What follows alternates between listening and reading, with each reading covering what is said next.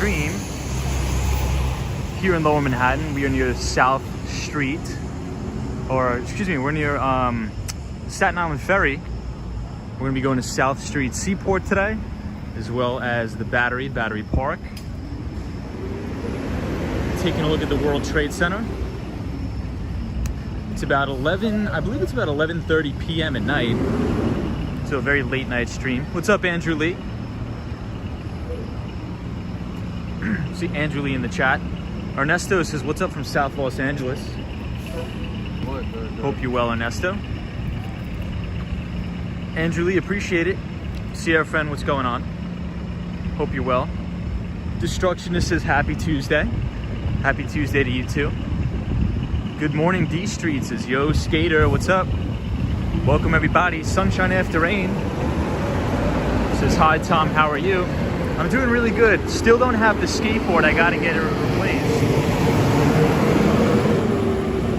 Eric says, what up, Tom? What's up, Eric?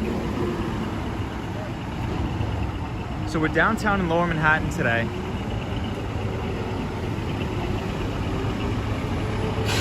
Near South Ferry. And South Ferry is where you can take the ferry to Staten Island. You can get the Staten Island Ferry from Manhattan to Staten Island, as well as near the Bowling Green train station where you can get the 4 and the 5 trains. Hey, Brittany says, so glad I found your channel. I've learned a lot. Awesome, Brittany. It's a pleasure to have you here. 48 says, hi Tom from New Zealand. Welcome from New Zealand and Houston, Texas. Dante Rose, Lena Sandoval, Seal Bear 23 says, hi Tom, thanks for streaming this evening. Hello from British Columbia. Welcome everybody. So Lower Manhattan's one of my favorite places in the entire city. It's very beautiful down here, especially at night. I never really come down to Lower Manhattan anymore at night, mainly because I really don't have a reason to, but this is what you would call the Battery, and we'll have a very nice view of the World Trade Center. And then we might as well see the Mighty Bull while we're here. So the Mighty Bull is actually up here on Broadway. It's actually not on Wall Street. It's on Broadway.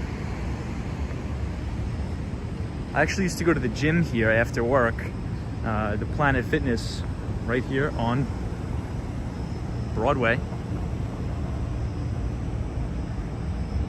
So this is where we are, everybody. We are at the Battery. Sunshine After Rain is here. What's up, Sunshine After Rain? And everybody joining from New Zealand. Hope you're well.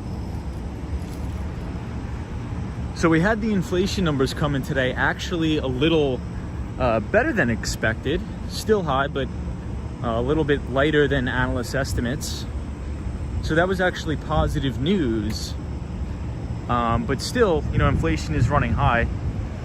Alice is here from Brazil. Daryl says, good evening from Chicago, Illinois. Welcome, Daryl. Hope you're well, my friend. Pablo says, what's up? I'm back for night 2. Awesome, Pablo. So we are at the Battery on the corner of Battery Place and Greenwich Street. And we're gonna have amazing views of the Freedom Tower all night. Some of the best views of the World Trade Center, the Freedom Tower, can be seen right here. And I hope everybody's having a good Tuesday. So happy Tuesday, everybody. Chill Beats to Chill says, hello, everybody. Hello, everyone. What's up, Chill Beats to Chill?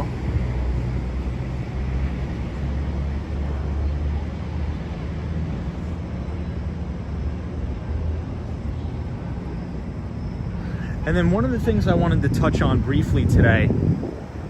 Hey, K Wade is here. Says, hey, Tom. 48 says, all well here. Thanks, Tom. I love the way you talk. Very nice way. That's great.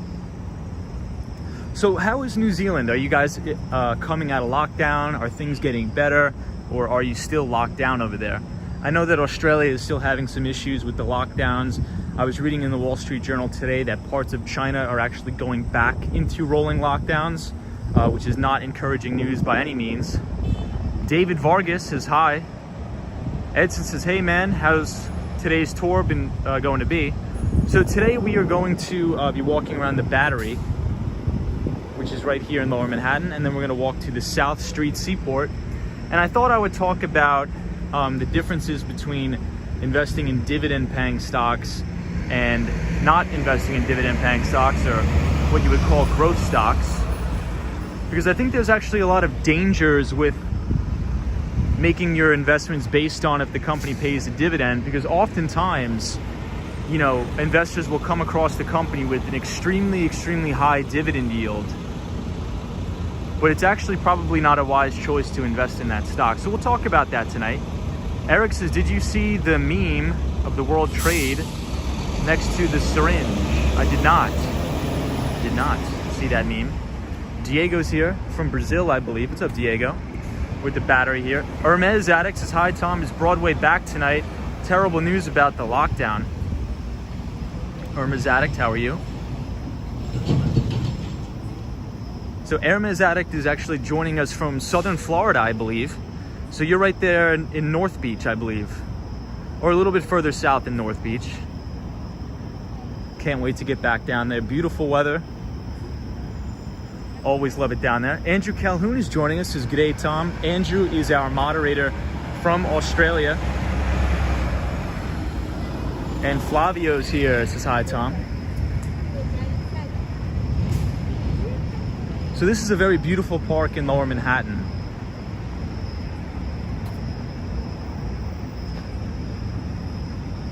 So Statues Cruises is the only authorized boat to the Statue of Liberty and Ellis Island. Be aware of other ticket agents. Tickets may only be purchased to Castle Clinton. So I guess that is a sign for tourists. Sometimes there's people that are selling fake tickets to the Statue of Liberty and things like that, so just be careful about that. So this is Battery Place on the corner of West Street. Looks very beautiful. So Goldman Sachs headquarters is actually straight ahead at 200 West Street. That is the New York City headquarters of Goldman Sachs. And they have a beautiful view of the World Trade Center. Hey, Natasha P is here. What's up, Natasha? Julie is here. Says, good evening. Happy Tuesday, everyone. George says, hi, Tom. Good evening, everyone. May is watching. Hermes says, yes, I am the Akoya looking to move to South Beach. Nice. Techno Pink says, hello, my friend. What's up, Techno Pink? Techno Pink is joining us from the Dominican Republic. JL says, hello, Tom. We lost 3 minutes of daylight since yesterday. I know. Really crazy about that, JL. Not a big fan. I can't wait to show you guys the moon tonight. The moon looks absolutely crazy tonight. Auckland is still in lockdown, level 4, till next Tuesday, and hope we go to level 4, but looking very good. Yikes, that's not good. Hi, Tom. Good evening, says May. How are you? Fred T says, hey, Tom. What's up, Fred? Flavio says, Statue Cruises is incredible and special to visit. Fred T, how are you? Sunshine after rain. What's going on, everybody?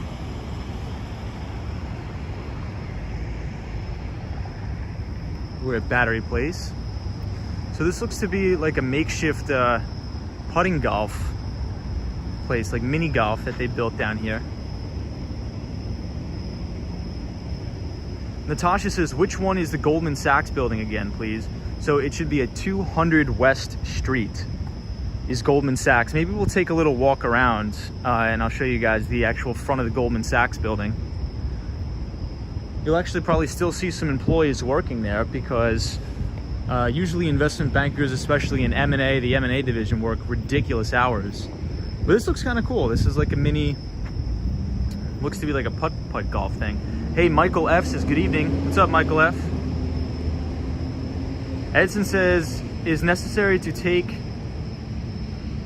attention about people selling tickets to the Statue of Liberty, but that doesn't actually lead to the island, says Edson. I agree. Hey, Guzman says, good evening from Uruguay. Welcome, everybody from Uruguay.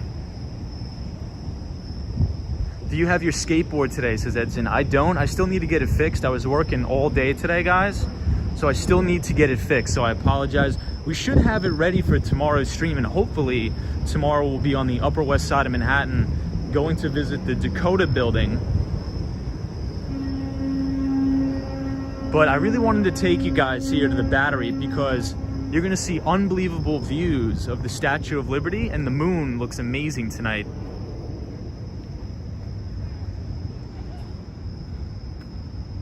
So I'll try to do a zoom in for you guys on the Statue of Liberty, but it looks absolutely beautiful tonight, if you could see.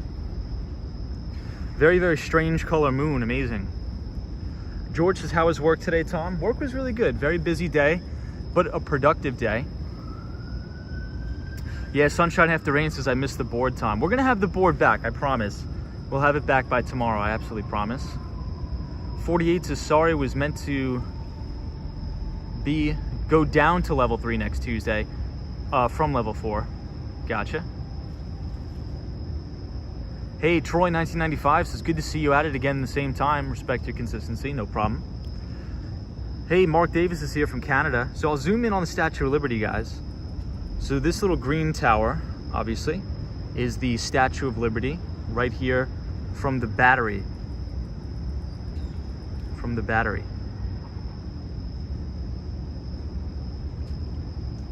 And we have an amazing, really cool colored moon today as well. Ryan B says, Lady Liberty. What's up, Ryan B? How are you, JL? Hey, Mark Davis from Toronto, Canada. Always good to see you, Mark. Hope you're well. Edson says, hey, dude, I'm studying English and would like to answer a question on how to pronounce Atlanta. Well, there you go, Atlanta. Chanel says, hi there again from Barbados. Welcome everybody from Barbados. And I see JR. JR is joining us from Colorado. What's up, JR? We are at the Battery in Lower Manhattan today, and we're gonna be walking to South Street Seaport. Natasha says, so what do you think about the CPI numbers today? Yeah, so we got the CPI numbers in. They actually came in lighter than expected. So economists were expecting about a print of 5.4. It actually came in less than that. So the good news is that that's good news, right? Nobody really wants rampant inflation. But the bad news is it's still a pretty bad number. But it actually was better than expected. So, and I think this is just all the more reason, you know, there's going to be no pressure really on the Fed to, you know, be as aggressive in giving a timeline for raising their rates now that we had a pretty good print on the CPI today, but still bad by any means. Guzman says it looks calm, looked like a calm night tonight. It's very calm tonight, everybody. Ryan B says, any particular topic tonight? Yeah, I wanted to talk about and touch on briefly dividend paying stocks in relation to just either growth dividend stocks or just regular stocks that don't pay a dividend, because a lot of the times people will only seek out investments based upon the highest dividend yield, and that's actually probably not the best thing to do. So we'll talk about that tonight, because a lot of the stocks that have an extremely high dividend yield actually usually over time see no price appreciation, or sometimes are close to nearing bankruptcy or no growth. Hey, Daniel G is from Buenos Aires, Argentina. What's going on? Karina Thompson says, hello, bro. Virtual hug. Pablo says, have you ever been to Governor's Island? Yes, I have. I have been to Governor's Island. Yes, I have. But Ryan B, good to have you here. JK says, hi, Tom from Alberta, Canada. Awesome, everybody. So check out the moon here. It looks beautiful, and we're overlooking the Statue of Liberty. JK says the statue was a gift from France. Yes, it was. Joe Hernandez says, hey, Tom, I couldn't say hi when you started. I was eating. No problem, Joe. Michael F says, curious on your thoughts on cannabis stocks. Analysts have their stocks at pretty high growth / price targets. So I'm wondering if there's something to add to the portfolio. Very interesting. So in my opinion, right now, a lot of the cannabis stocks are not investable for me anyway, because a lot of these companies are actually, number one, pre-revenue, or that they're just losing money and they're bleeding cash. So even if their top line is growing, their bottom lines are not profitable yet. So on an EPS basis, or on an earnings per share basis, many of these cannabis stocks are not profitable. However, I do think that you'll have a select few leaders. So if anybody remembers, on the tail end of 2017, tail end of 2018, early 2019, that is when we really had the first wave of the cannabis or medical marijuana, not even medical marijuana, but just cannabis stock boom. So all these companies like Tilray and a bunch of other names were appreciating in price so rapidly. And now the majority of them are trading below their first day IPO price that they hit on the exchanges. So I think it's an area where everybody's super excited. And usually when you have any type of new technology or new sector that comes to the market, you'll tend to have a huge boom and bust cycle.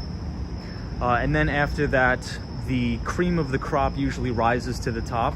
So I am watching this space, but there's very few companies right now that are actually profitable in that space. I will say, take a look at some of the cannabis REIT stocks.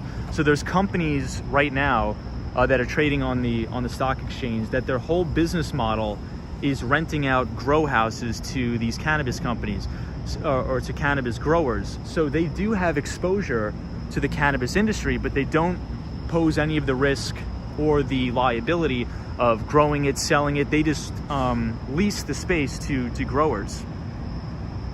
Hey, Mark Davis says medical cannabis is such a big thing. How interesting conversation, Tom. Yeah, so Mark Davis is actually our pal from Toronto, Canada, and he works in the space. So he does a lot of consulting work with a lot of doctors from all over the world. So Mark Davis, feel free to share your thoughts in the comments for sure. Hey, Fred says, hi, Tom. What's up, Fred? Hey, Karina Thompson. What's up, JL?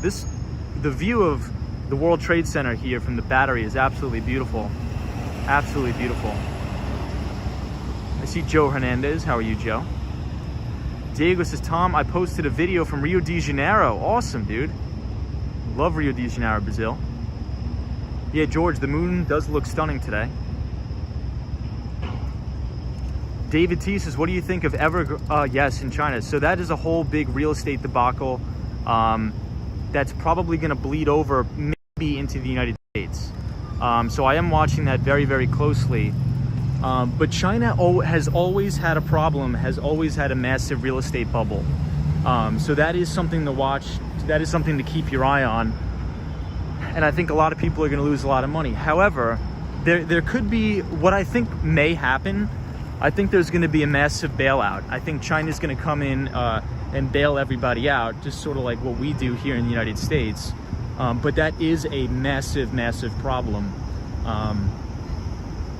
And hopefully, what I'm hoping for, David, I believe that was your name. Let me just check. Yeah, David T. What I'm hoping for, David T, is this doesn't cause some sort of contagion effect. Right, so during the 2008 financial crisis, we had massive contagion where a lot of banks went under, right? So we had Lehman Brothers go out of business. We had a lot of consolidation where JP Morgan was actually taking over and essentially buying banks for pennies on the dollar. So this is absolutely, as David said, pointed out, very, very important to watch the real estate market and the big debacle that's going on in China. But they're probably going to try to restructure the debt or do some sort of government bailout. But that is definitely something to watch for sure.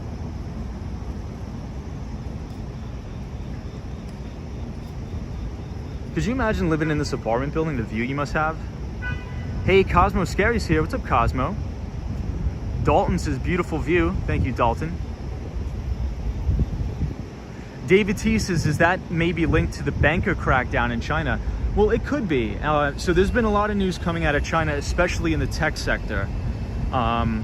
Essentially what I think is that China wants to pick the winners, right? And what's happened in the United States is that these big tech companies, especially like Alphabet, Google, Facebook, Twitter, in some cases they're more powerful than our actual federal government because they control the news flow, they control the narrative, and these platforms are so massive. And in China, as we know, China doesn't like that. China likes to be in control, so it could have something to do with that for sure. About 2 weeks ago, and pretty much all last month, you had a lot of Chinese equities selling off. You had Alibaba selling off. I think it's about 55% off of its all-time highs. Tencent selling off, Pinduoduo, all the Chinese education stocks that were doing really, really well, all of these sold off and people lost a fortune. Hey, SKG Gaming, what's going on? The Mighty Bull says, hello Tom, watching, listening. Have a great night. What's going on, the Mighty Bull? What's up, everybody? Cosmo Scary says, are you getting the iPhone 13 Pro, Tom? I am not, but Apple had a big announcement day today, which will probably have an effect on the stock. They're coming out with an all-new iPhone line as well as a brand new line of iPads and I think new AirPods, I believe. Hey, Sunshine New York is here. Says hello, Tom. What's up, Sunshine? We're here at the Battery, taking a look at the the World Trade Center. It's been a long night, guys. Yeah, Troy 1995, Apple releases the same thing every year. That is true. Hey, Manny Explorer says, hey everybody. What's up, Manny? How are you? David T says, do you see that affecting gold price because China is the biggest market and it may crush gold? Well, usually when you have, historically, when you have markets selling off globally, let's say, for example, all the major indices, like the Japanese indices, the US indices, like the NASDAQ, the Dow, the Russell, as well as, global indices, it's called, you have a pan sell-off. So a lot of the times everything will sell off. So precious metals will sell off, so nothing will have a negative correlation to one another. Everything will move in tandem. And you'll have a pan sell-off. So it's possible that we could have some sort of a pan sell-off event. But today, the Dow wasn't even 1%, wasn't even down 1%. The market had a little bit of a pullback today, which I think is normal, and I think it's entitled to do that.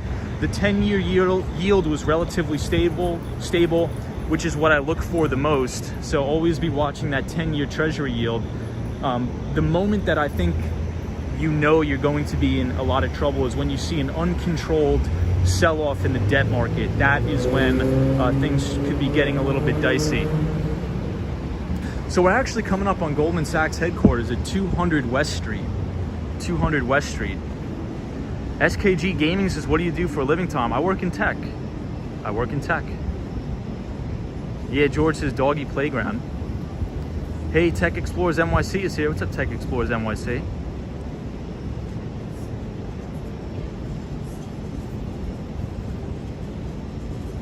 Alejandro's here. What's up, Alejandro? The Mighty Bull. The Mighty Bull, we actually may stop by the Mighty Bull today since we're so close to the Mighty Bull. We'll probably have a stop by.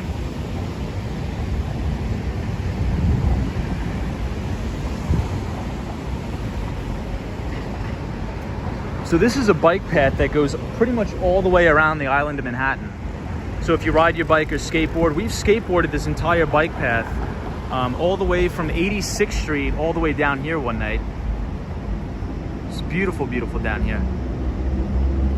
Alejandro says, could I ask a question? For sure. What's a SPAC? Why some companies go with SPAC? So a SPAC stands for Special Purpose Acquisition Company. SPAC stands for Special Purpose Acquisition Company. I think the majority of those, when we had SPAC Mania, it was called SPAC Mania earlier in the year. So SPAC stands for Special Purpose Acquisition Company. And all of the big billionaires, one of which being Bill Ackman is very big on SPACs. One of his SPACs actually just failed, so he has to return his money to investors. But it's just like a different way of taking companies public, but in the reverse, you could think about it. So in a SPAC, it's completely flipped the opposite way. So think about it like this. In a SPAC, they raise money first and then find a company to take public, as opposed to the other way around, where in an IPO, you usually have like a roadshow where, they market it to investors or something like that. So let's say if I wanted to take my company public, I would go meet with an investment bank like a JP Morgan or Morgan Stanley or Goldman Sachs, something like that, to market my company to investors and take the company public. But with the special purpose acquisition company, they're actually raising the money first and then going out and looking for target companies. And if they cannot find a target company within the required time frame, they return money to investors. Yeah, so Tech Explorers NYC, that's correct. So a SPAC is essentially a shell company to collect money first, then buy a business later. And the only stipulation with the SPAC is that if they can't find the target company in time, they must, by contractual agreement, return the money to the investors. So I think I think the whole SPAC mania is pretty much is a big bubble. If you see a lot of the SPACs that went public by Chamath, they're pretty much all trading lower than their initial prices. Alejandro says, great, many thanks. Hey, Snuggled and Comfy said, thought we would be exploring Central Park tonight. Yeah, so I put up every night, excuse me guys, every night you could actually vote on where we go. You can definitely vote on where we go. So if you go to my community page on the channel, you could vote on where we walk around every night.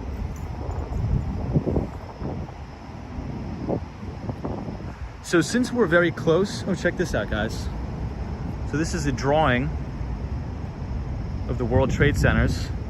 These are the original World Trade Centers. A beautiful drawing here. Very beautiful. Wow. Yeah, Joe Hernandez, SPAC is like holding money in an escrow.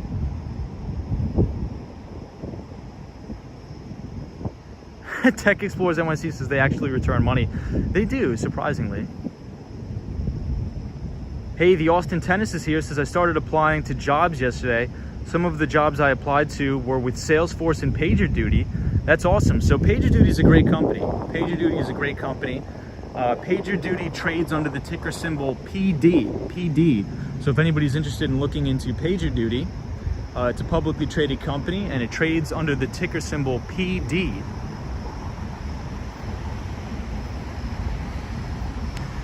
Yes, so MailChimp actually just sold for quite a bit of money. I was reading about it today. I forget which company acquired them, but they did sell today. Photos from around New York says SPAC sounds like an interesting concept. Yeah, I think there's a lot of frothiness in that sort of space, in my opinion, but we'll see. Just look at all the SPACs right now. The majority of them are in every cycle there's going to be its own mini bubble, I think. A couple years ago it was these marijuana stocks. I think now it's the SPACs, so we'll see. Oh yeah, the Intuit, the tax company, bought them. Yep. Yeah, I was reading about that today. It's crazy. It's crazy because MailChimp is just, MailChimp is a good tool. I've utilized MailChimp before, but such a simple piece of software can sell for so much. Amazing.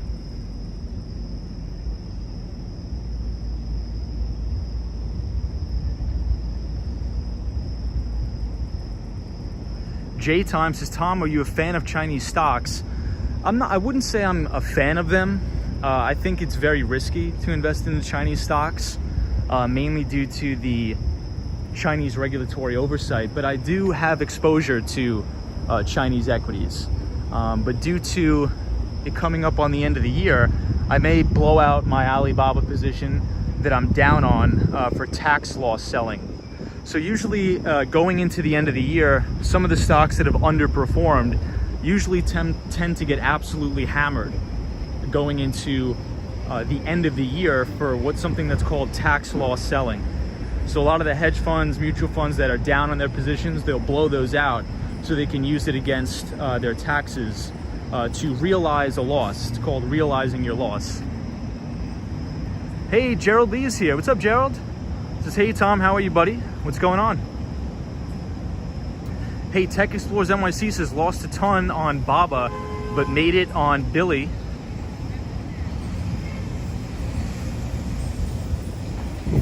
Yeah, and look, that's, I mean, if you have as long as you have a well-diversified portfolio, you should even out, because a lot of all my other stocks I'm up quite a bit on, because I'm pretty overweight on large cap or mega cap tech. So Google, Nvidia, these are what you call the liquid leaders. So I have no problem blowing out my BABA position and using that to lower my tax bill. So we are here in Battery Park, beautiful down here. Yeah, Larry says mergers and acquisitions are always interesting. Tree Dance Entertainment says, hey, what's up? What's going on? British guy says, good Tuesday evening, Tom. I am hoping that your day was wonderful. It was. Amazon is hiring 100,000 people for $18 an hour. Take care, love, always from Tampa, Florida. Awesome. Yes, so some news coming out of Amazon. Amazon is now going to be paying for college tuition for their employees, which I think is phenomenal. I think that's fantastic. So anybody that may be thinking of going back to school, and we've talked about this a lot on the channel, I would never advise anybody to take out debt to go to school. I think it's one of the worst investments you can make. Never take on debt to get an education. Either try to work for a company that'll pay for you to go to school through some sort of tuition reimbursement program. And Amazon just announced that if they hire you. So if I was a college kid, I'd go work at Amazon and I'd get my college paid for. And then I'd go do something else. That's awesome. So we'll take one more look at the World Trade Center from Battery Place. So Amazon now is paying full college tuition. Hey, Ben says, hello, it's almost lunchtime here in the Philippines. Welcome everybody in the Philippines. Larry, British Gray, how are you? Lost in the, so do you think the Biden $3 trillion infrastructure spending bill will affect the overall economy and or specific stocks? Yes, so I don't think it's gonna be a $3 trillion infrastructure bill. First and foremost, fantastic question. I don't think it's going to be a $3 trillion infrastructure bill. I think it's probably going to wind up being a $2 trillion infrastructure bill. And I don't think there's going to be a lot of infrastructure in the bill. I think it's going to be a lot of money waste. However, once that bill passes, I mean, $2 trillion is astronomical. So that's going to exacerbate the inflationary environment we're already in. So if you think about inflation two ways, number one is the CPI numbers that we just got out today. They didn't come in as bad as expected, however, still bad nonetheless. Now, second point we have to understand when we're talking about an inflationary environment is the inflationary environment around asset prices. So that is common stock, that is single family homes, residential real estate. I think big infrastructure bills and big spending bills will do wonders to drive the prices of assets even higher. And that's not a good thing, because that only exacerbates the wealth gap in this country. Because if you think about it, the majority of the people who own stocks and real estate in this country are the 1%ers, right? It's not the everyday people that are waking up and going to work every day. So I think just the politicians always act in the interests of themselves. You know, if you look at anybody, not to single anybody out, but Nancy Pelosi, she's probably the best hedge fund manager on Wall Street right now. Making millions and millions by buying derivative products on cybersecurity companies such as CrowdStrike. So I think any infrastructure spending will just go to boost the prices of assets, both in the equities market and the real estate market. But great question.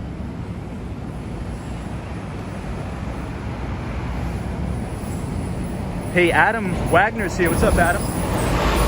So here's the Mighty Bull for our friend, the Mighty Bull. If I was coming down to Lower Manhattan, I cannot not come to the Wall Street Bull. Yeah, J-Time says, I remember her Tesla calls. Adam says, Tom knows it. God bless you. God bless you too, Adam. You're a good person. Sunshine New York says, the Mighty Bull.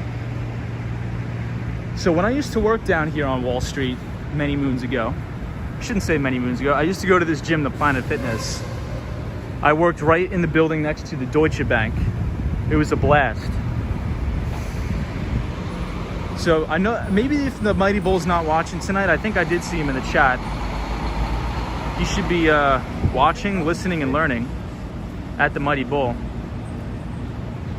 The Austin Tennis says, why is the bull caged off?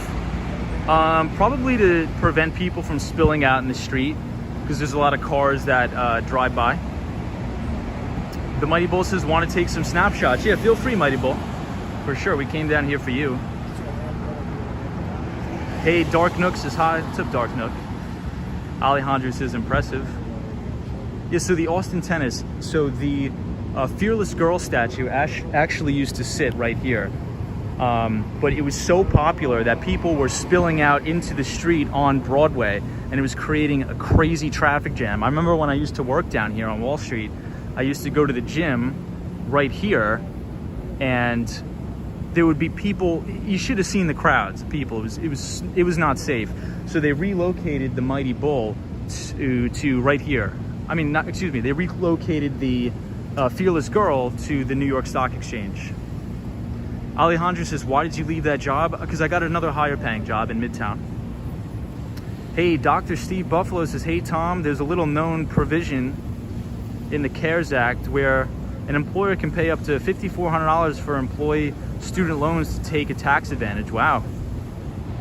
I actually think that's pretty good. In my opinion, I think that, and this may not sound very popular, but I think the government should wipe away student loans. Oh, the Mighty Bull, I appreciate the super chat, the $5 super chat. Appreciate you, the Mighty Bull. Brittany says, this is probably a stupid question. How do you feel about Bitcoin? So I've talked about this before on the channel. I think Bitcoin is very good for remittance payments. Because if you look at a lot of emerging market countries or third world countries, the majority of their GDP is actually made up from remittances, which means that money is being sent back from America, from Canada, to these emerging market countries, in which case it saves them a lot of money, right? Because if you have to go to, you know, like a payday lender or something like that, or like a MoneyGram, to send and receive money, that can be like 20% of the entire paycheck there. So that is where I do see value for cryptocurrency and Bitcoin for sure. David Kumar says, what's up, Tom?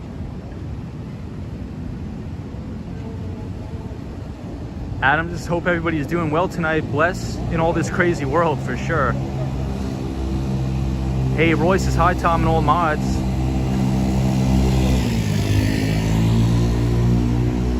Hey, Photos from Around New York is here. What's up, Photos? Sunshine After Rain says, my son worked at the gym. Oh, at this gym, Sunshine? That's crazy. That's awesome. Yeah, Cosmo says the Mighty Bull's apartment is inside the Bull.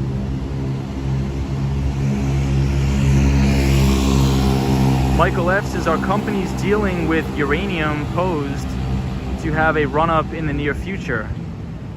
I've seen some stocks surpass 52-week highs, so I was wondering what could be causing the volume. So one of my good friends was talking about uranium the other day, and he was saying something like somebody's trying to corner the uranium market. I'm not too well versed in that sector.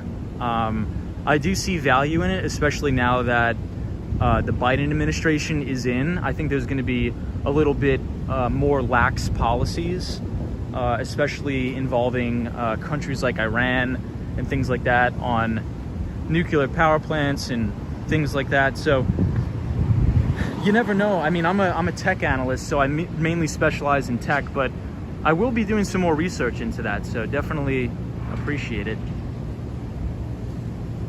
Dark Nook says, how do you feel about NEO? NEO the cryptocurrency or NEO the electric vehicle company? Hey, Pablo says, I miss New York City so much. Yeah, the Mighty Bull, this is a fantastic piece of art. Beautiful, very inspiring here.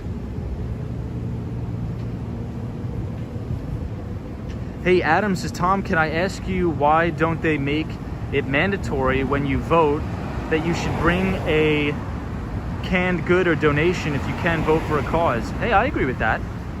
I agree with that. That's awesome. Aaron Mazatic says, I used to live at 37 Wall Street. Awesome.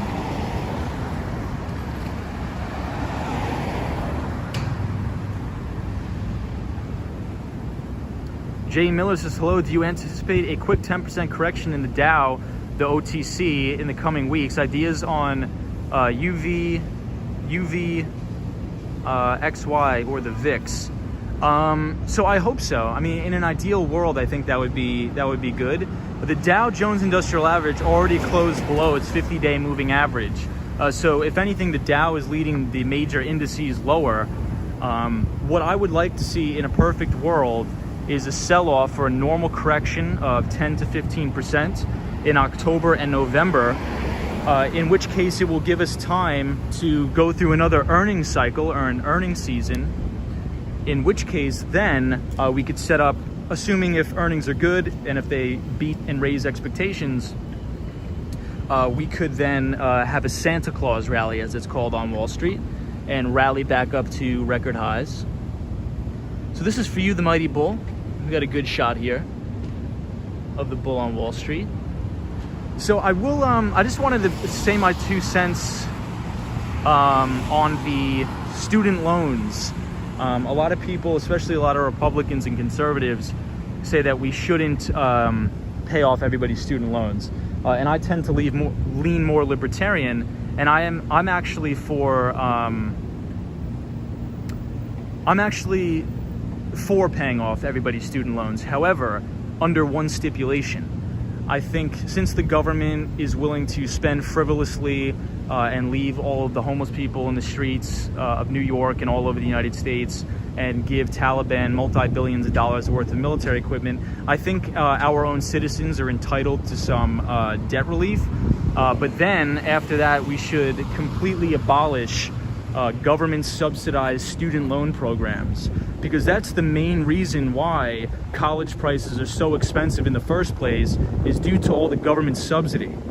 You know, I could walk into a loan office and get a loan for $250,000 to go to college any day I want, because the government is going to back it 100%.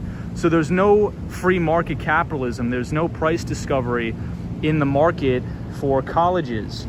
That's why you've seen the price of college rise 10x over the past 20 years, because any student could just walk in to a loan office and get 100% of their loan free and clear, because it's subsidized from the government. So why would colleges want to charge low admissions? If I was a college and I knew every single student would be able to afford the education because the government is going to subsidize the loans, I'd jack up the price as well. Troy 1995 says, too much money, too less spots. Joe Hernandez says, Adam, that's a problem with that. That would mean people would be paying to vote. Interesting. That is interesting. Hey, Zap Allen. What's up, Al the Original? How are you? Ed K says, I'm so conflicted because I worked really hard and was responsible, paid off $260,000 in federal loans for undergrad and grad school. Yeah, Ed, I mean, you know, you're right. You are right. And I do understand how people could be very frustrated in that, because, you know, there's good people like you that busted your ass and paid all of that money, right? So I definitely see both sides of the coin. But all the government wants to do is put a Band-Aid over everything. They don't really want to fix the problem, right? And the way that you fix the problem is you completely abolish government subsidies in the student loan market, because there's no price discovery. So it allows these institutions, these colleges and universities across the United States to grow so big and become so bloated. You know, you look at the trajectory of professors, the growth in professors over time, and the growth of administrators at these universities over time, and admins in all of these BS departments and in facilities management has just absolutely ballooned. So the budgets of these colleges are massive, and the way they fund that is with jacking up the prices of tuition to unethical levels, because they know that everybody will be guaranteed to get a loan from the government. So we need to get the government out of the student loan program business, and then we'll have some price discovery in the markets again. But I definitely feel your pain, Ed. I feel your pain. That's crazy.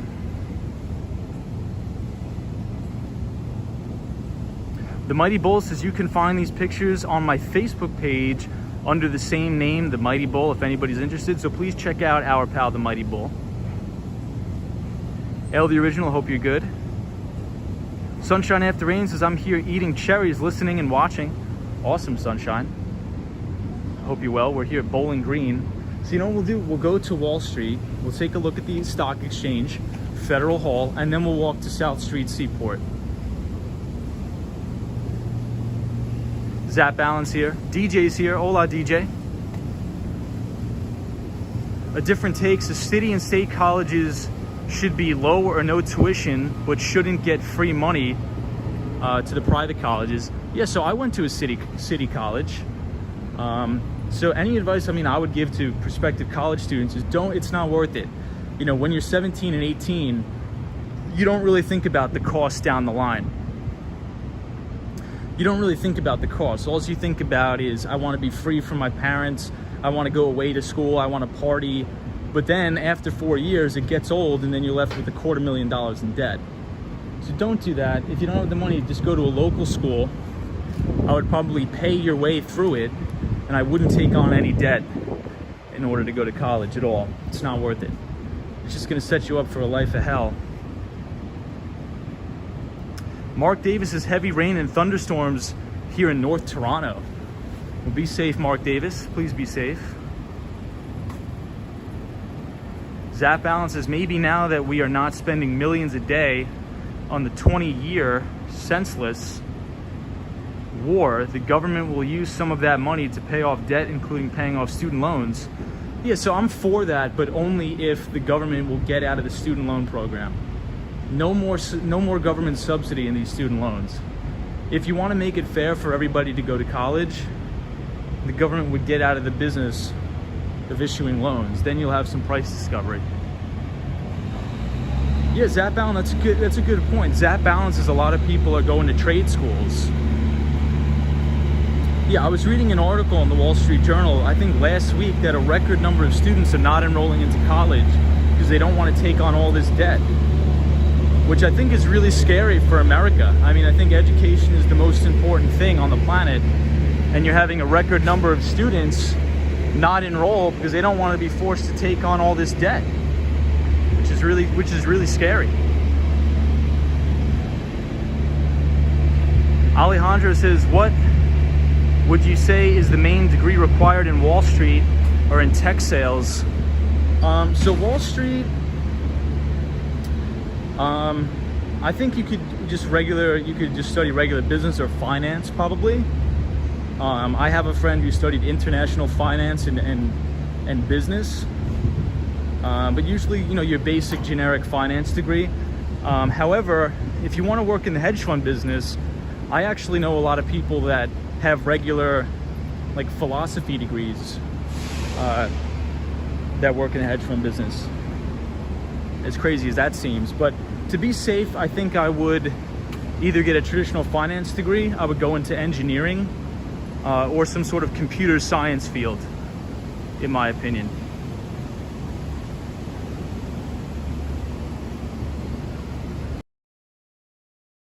Preparatory school. I think this is like 50 grand to send your kids to preschool. It's nuts. Dan Russell's here, the one and only, says, let's be real, the government is never going to forgive 99% of student loans. It's a generation worth of income via interest for them. Dan, I totally agree. It's just another way for the government to keep its citizens as debt slaves. Ed Case is when is the best time to visit New York City? I think the best time to visit New York City is probably either in the dead of summer, so you can experience what it's like doing everything outside and even maybe taking the train to Long Island, going to the beach. Or number two would probably have to be the fall, because Central Park looks stunning, absolutely stunning when the leaves are changing colors and it's all the foliage. It looks really beautiful. Adam says, "At Joe, keep spreading the guitar, my friend. Is what makes the world go round." So here we are on Broad Street overlooking the New York Stock Exchange. A different take says loan amounts should be greatly reduced but not wiped out. It's more meaningful when one contributes something to their education. A different take, I agree with you. A different take, that is a good take. That is a good take. Yeah, maybe the government could broker a deal and say something like, you know, look, we'll absolve 75% of all the debt. We'll get out of the student loan program, and you guys could just pay off the other 25%. It looks like something's going to be going on here tomorrow. So we're right here at the Stock Exchange. This is the Fearless Girl we'll check out. Alejandro, this is so much history.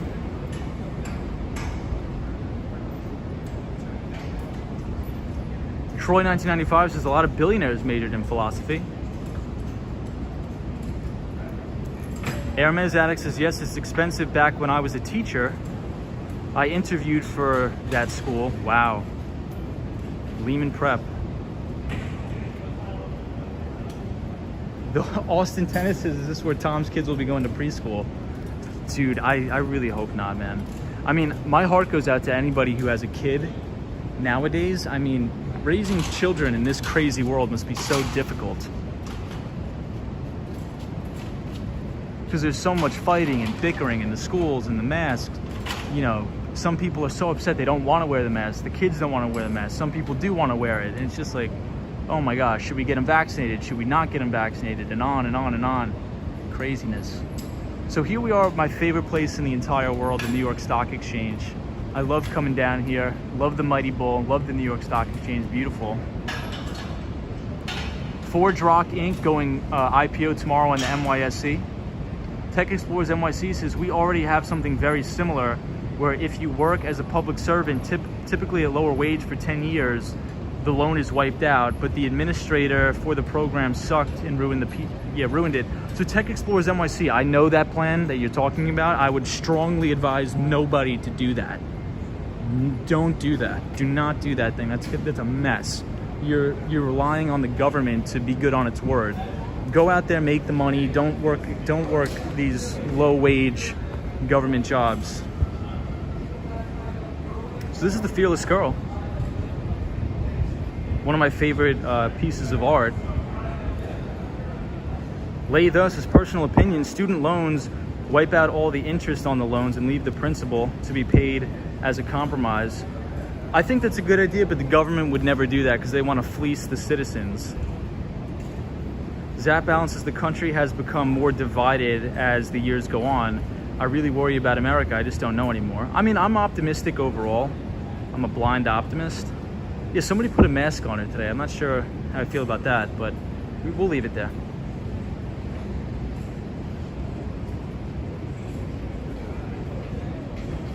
But I love this statue. I think it's fantastic.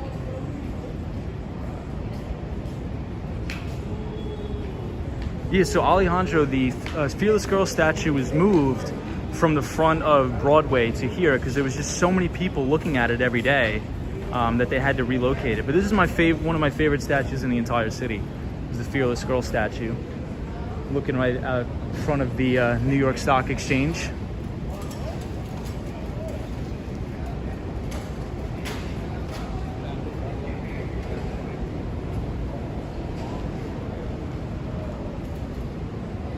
Hey Kaylee, hey Franklin from Brazil. Kaylee, what's going on? How are you? Hermes Addict says, you're right, unfortunately those jobs steal your soul. I'm glad I switched careers, says Hermes Addict.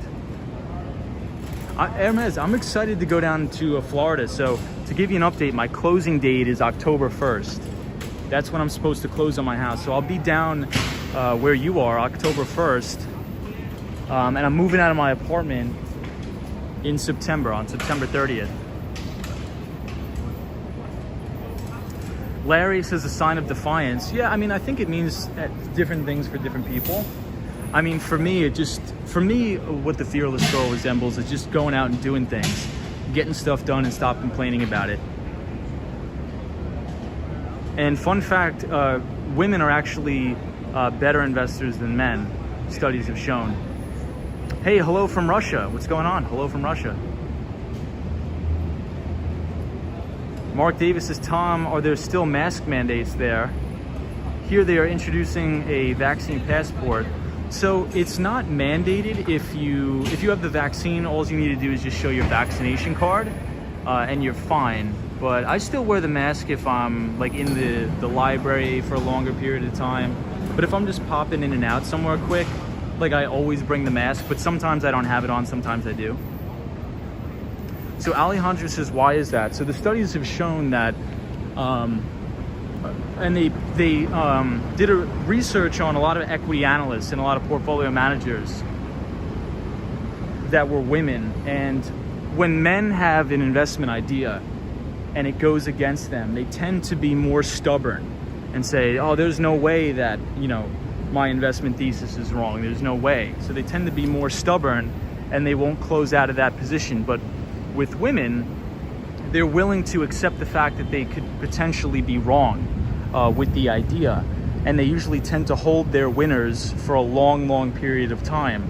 So if you look at the ratio of stocks or positions that are held, female portfolio managers tend to hold positions in companies that have extremely good fundamentals in terms of EPS growth, return on equity, revenue growth. They tend to hold them for longer periods of time to maximize gains. J-Times is an interesting fact, absolutely.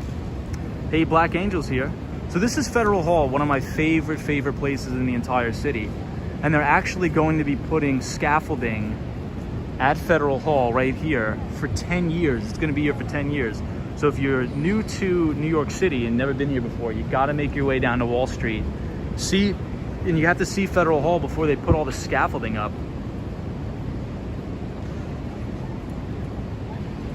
Yeah, Adam, you're right.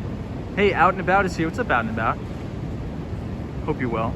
Joe Hernandez says, Tom, are you going to change the name from Wall Street Skate Road to Miami Vice Cruising? That's a fantastic idea. Maybe Miami Vice Cruising. That's awesome. Sunshine New York says, I need a screenshot this. Sunshine, you got to come down. Take a trip. I'm telling you, it's beautiful down here.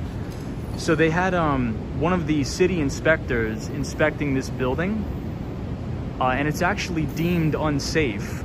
Not only is the siding up front in jeopardy of falling down, but under the foundation, there's actually like 10-foot deep air pockets under this entire thing, so it could collapse. So they need to put scaffolding up. They need to do a ton of renovation work. It's going to take a lot of time to do that. So definitely get down here before they put the scaffolding up for 10 years.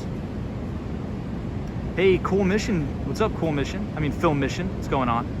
Loose 72. Sally. This is beautiful night, Tom. What's up, Sally? Alejandro says, absolutely incredible. Kate is here. What's up, Kate? Says, who is the statue of? This is George Washington. So this is actually Federal Hall where George Washington was inaugurated. So a very big piece of American history here. Captain Sensible says 10 years must be a union job. Yep, must be a union job, and a lot of the mayor's buddies that own their own contracting businesses must be doing the job. But Captain Sensible, appreciate you joining the chat. So here's another view of the New York Stock Exchange. Miguel says, could you buy the statue? Maybe, if you have it. I think everything has a price. Sally says, nothing much, Tom, just enjoying your streams. Appreciate that, Sally. Photos from around New York says it's going to cost a lot of money. It's a landmark, for sure. Out and about is our pal from Toronto, Canada. She's here.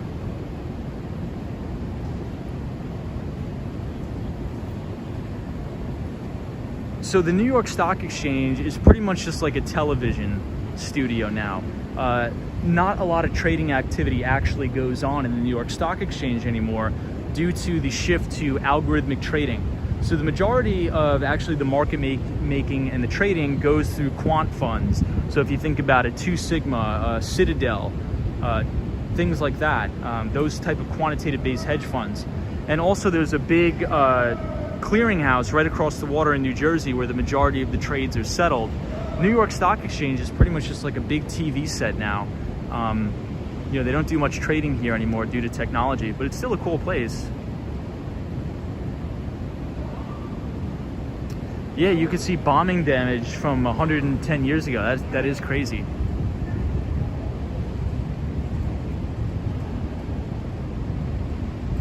Pizza, what's going on? How are you? He'd probably offer 5,000. Photos from around New York says Fearless Girl was supposed to be a temporary display, but it was decided to be kept permanently. I think it's great to be kept permanently. Zap balances, I remember you said that, Tom. I had no idea. Yeah, so the majority of trading does not go on in the New York Stock Exchange. There's almost no brokers down there anymore because everything is electronic. You don't need a physical broker anymore. So this is Wall Street in the financial district.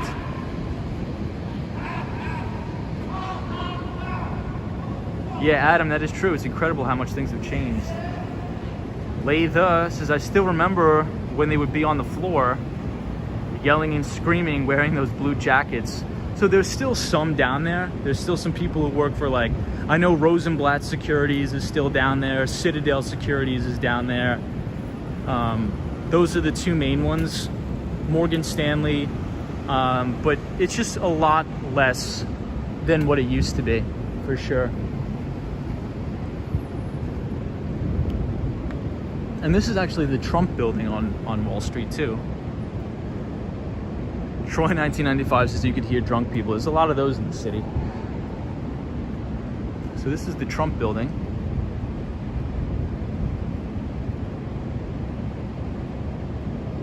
Hey, Airmuse Addict says you live right next to Tiffany's. That's awesome. Yeah, a lot of these old banks, they converted into apartments.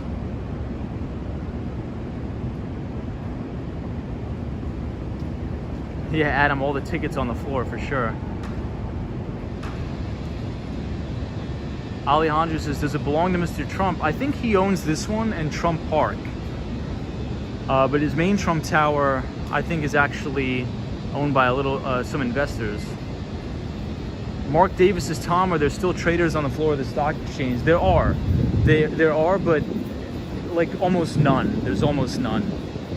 There's some brokers, there's some traders, but that industry is in structural decline. Even the sales and trading department at the investment banks, there's not as many sales and trading jobs as there used to be, just due to algorithmic trading and electronic trading.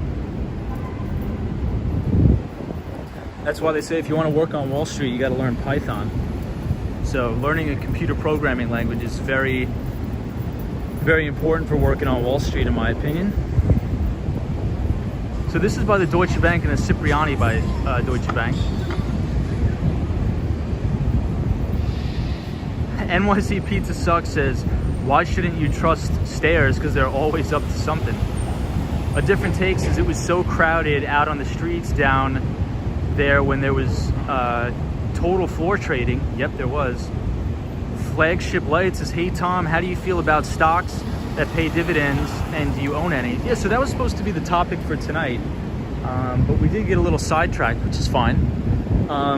So I think overall they're good, right? But there's 2 stipulations that I think I want to point out, because if you actually study some of the best investors of all time, they're actually influencing a lot of the boards of these major companies not to issue dividends. So why would that be, right? Why would investors try to influence companies to not issue dividends? Well, there's one of two things. I mean, there's other ways to return value to shareholders. The most popular way is actually in the form of a stock repurchase program or share buyback programs. So a share buyback program is essentially a company, let's say Apple, for example, taking some of the excess cash off of their balance sheet and actually using it to purchase shares of their own stock. So in which case it actually reduces the overall float. It's called the float of the stock. It reduces the overall float of that particular stock, and it increases its overall EPS, so earnings per share. So the acronym EPS stands for earnings per share. So it's the dollar amount that you're getting per share of stock you own. So this is the Deutsche Bank right here at 60 Wall Street. I work right next door. So with dividends, though, that's a taxable event, right? If you issue value to shareholders in the form of a dividend, that's actually a taxable event. So to reduce the amount of taxes that investors have to pay, it's better just to do a share repurchase program as a way to return value to shareholders. So dividends, I think, are actually becoming a thing of the past in some cases. I think that's why, if you notice, a lot of the mega cap tech stocks either issue very, very small amount of dividends or no dividend at all. So like Google, for example, Alphabet, they don't have a dividend. So that's something interesting. And I think a lot of people, they'll also, when they're trying to formulate an investment thesis or looking for something to buy, the first thing they look for is, I just want to buy the stock with the highest dividend yield. And that's actually probably not the right thing to do. Oftentimes companies with extremely high dividend yields, sometimes up to 5 to 7%, are actually companies that are in jeopardy of going bankrupt, right? So a lot of the oil stocks and some of these syndicates offer ridiculously high yields. So you'll get a good dividend as a return on your investment, but you'll probably see minimal to no capital appreciation. So you'll probably see minimal to no capital appreciation in the overall value of your stock price. But that's a good question. That's awesome. Dan Russell says, do you think high frequency trading hurt retail investors? Dan Russell, that's a great question. I actually think the opposite of what most people think. I think high frequency trading and market making at these quantitative hedge funds have actually helped retail investors. And the reason why I say that is because I'm sure many people in this chat room are old enough to remember how high the commissions were back in the day. You know, to buy a share of stock, you know, in some cases it used to be, which is really crazy, but with quantitative market making and payment for order flow, you know, we're able to reap the benefits of zero commissions, right? So if you think about a company like, I'll just give you an example that everybody would probably know. A company like Robinhood, right? They're known for zero commissions at the buy and the sell. And one of the ways they can do that is by the process of payment for order flow. Payment for order flow.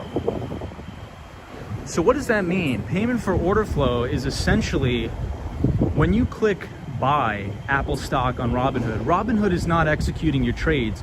They're actually sending it to market makers on Wall Street. Some of the biggest market makers include Citadel Securities as well as 2 Sigma. These are quantitative hedge funds, and they are the actual ones that are making your trades. So they're taking a small commission in the form of a spread between the bid and the ask, and that's how they're able to not charge you any commissions. So yeah, you may not get the best entry.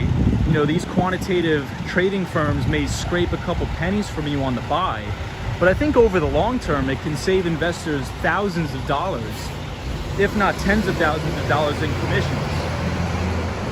So hopefully that makes sense.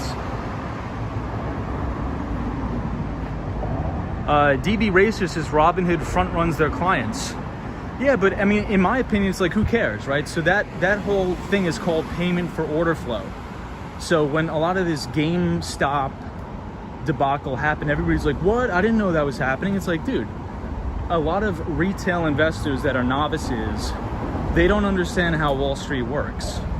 Like, they're not giving you free trades because they're good-hearted people. You know, they have to make money too. So it's the process called payment for order flow. The reason why retail traders are losing money is not because they're paying 30 cents more for a share of Apple. I can guarantee you that. I'd much rather have a 2 Sigma or a Citadel scrape a couple pennies from me when I'm trying to execute my order than have to pay $100 or $50 for a commission. I'd much rather have that, in my opinion. Hey, Max Fry says NYC home. What's up, Max? Zap Balance says that was a beautiful Range Rover.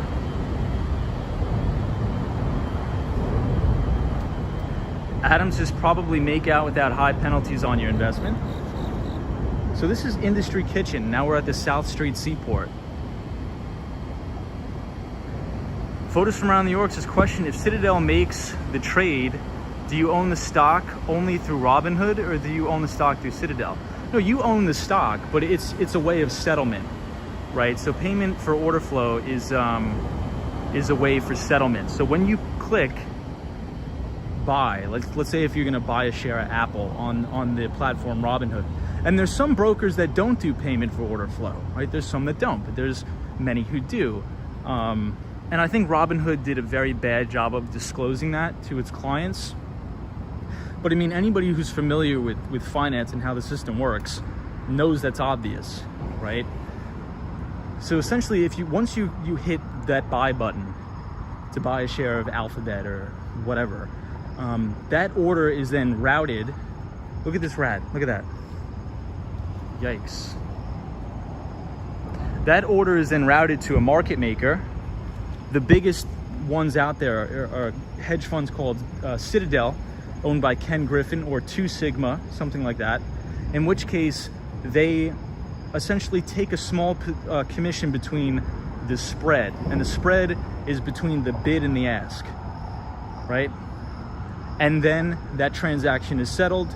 2 Sigma Citadel keeps their commissions, and you know, they don't have to Robinhood doesn't have to charge the customer the commission, and Citadel and 2 Sigma and things like that will pay Robinhood for the order flow. Citadel will say, hey, if you route 25% of all your retail trading orders through me, you know, I'll pay you, you know, X amount of millions of dollars. So hopefully that makes sense. So this is South Street Seaport, absolutely beautiful down here. Mark R. Davis says, Tom, have you ever considered shares of stock in Amazon? What are your thoughts on Amazon stock performance? Yeah, so I do own Amazon in my portfolio. I think Amazon is probably the business for everything. The main unit that I'm most bullish on for Amazon is their cloud computing unit. So their AWS. And AWS stands for Amazon Web Services. So if you think about Amazon Web Services, they compete with the likes of Google Cloud and Microsoft Azure Cloud. And Google's cloud business right now is actually not profitable, but it should turn a profit within the next couple quarters. And I think when that happens, that's gonna add significant amount of value to the bottom line.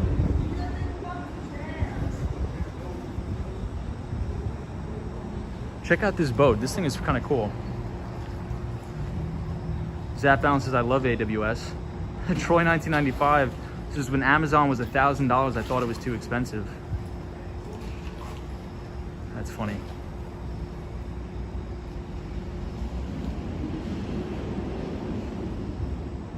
Yeah, the Human Slim Jim says, you could ride with the rat. Zap Balance says, you use Google Cloud Services daily at work.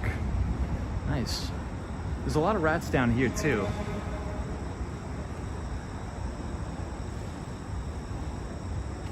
Hey, Franklin. Hey, Reels is here. Says, badass view. My goodness, bro. What's up, Reels? Hope you're well, man. Long time no see. Everybody, please check out our friend Reels. Great guy. Good friend of mine. So now we can see the Brooklyn Bridge right here. We're overlooking the Brooklyn Bridge. Beautiful. Very peaceful too here. You can see the Brooklyn Bridge, the Manhattan Bridge in Brooklyn. Hey, Elizabeth is here. What's up, Elizabeth? How are you?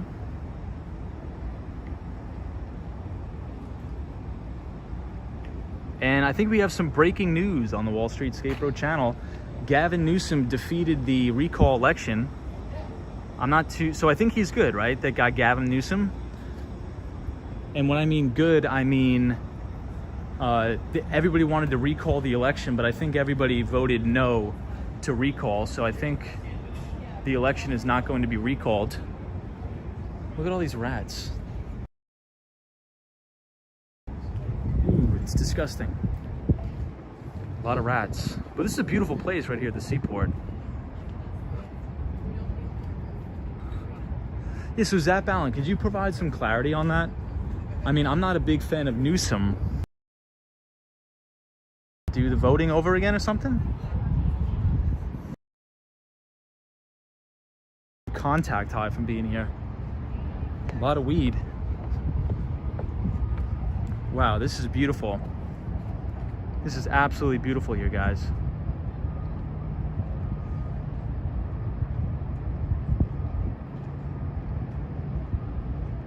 Newsom is quote unquote okay.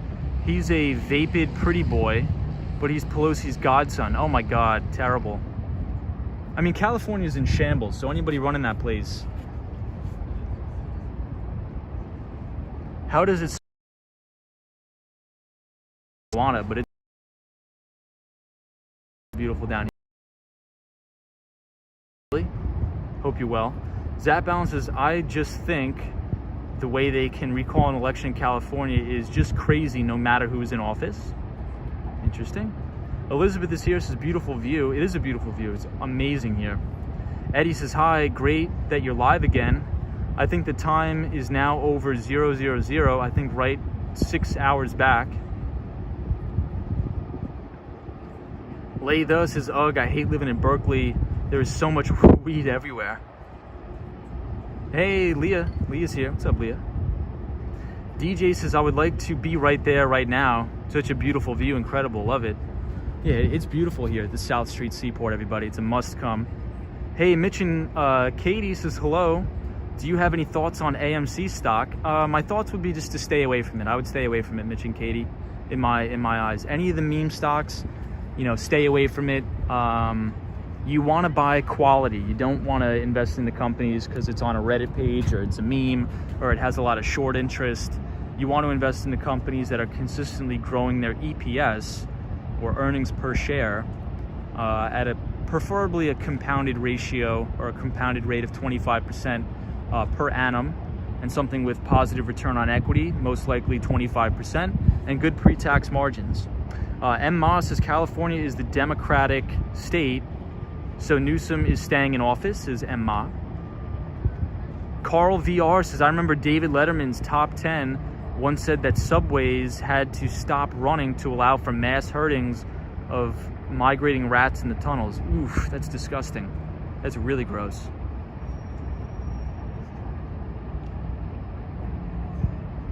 That's really gross.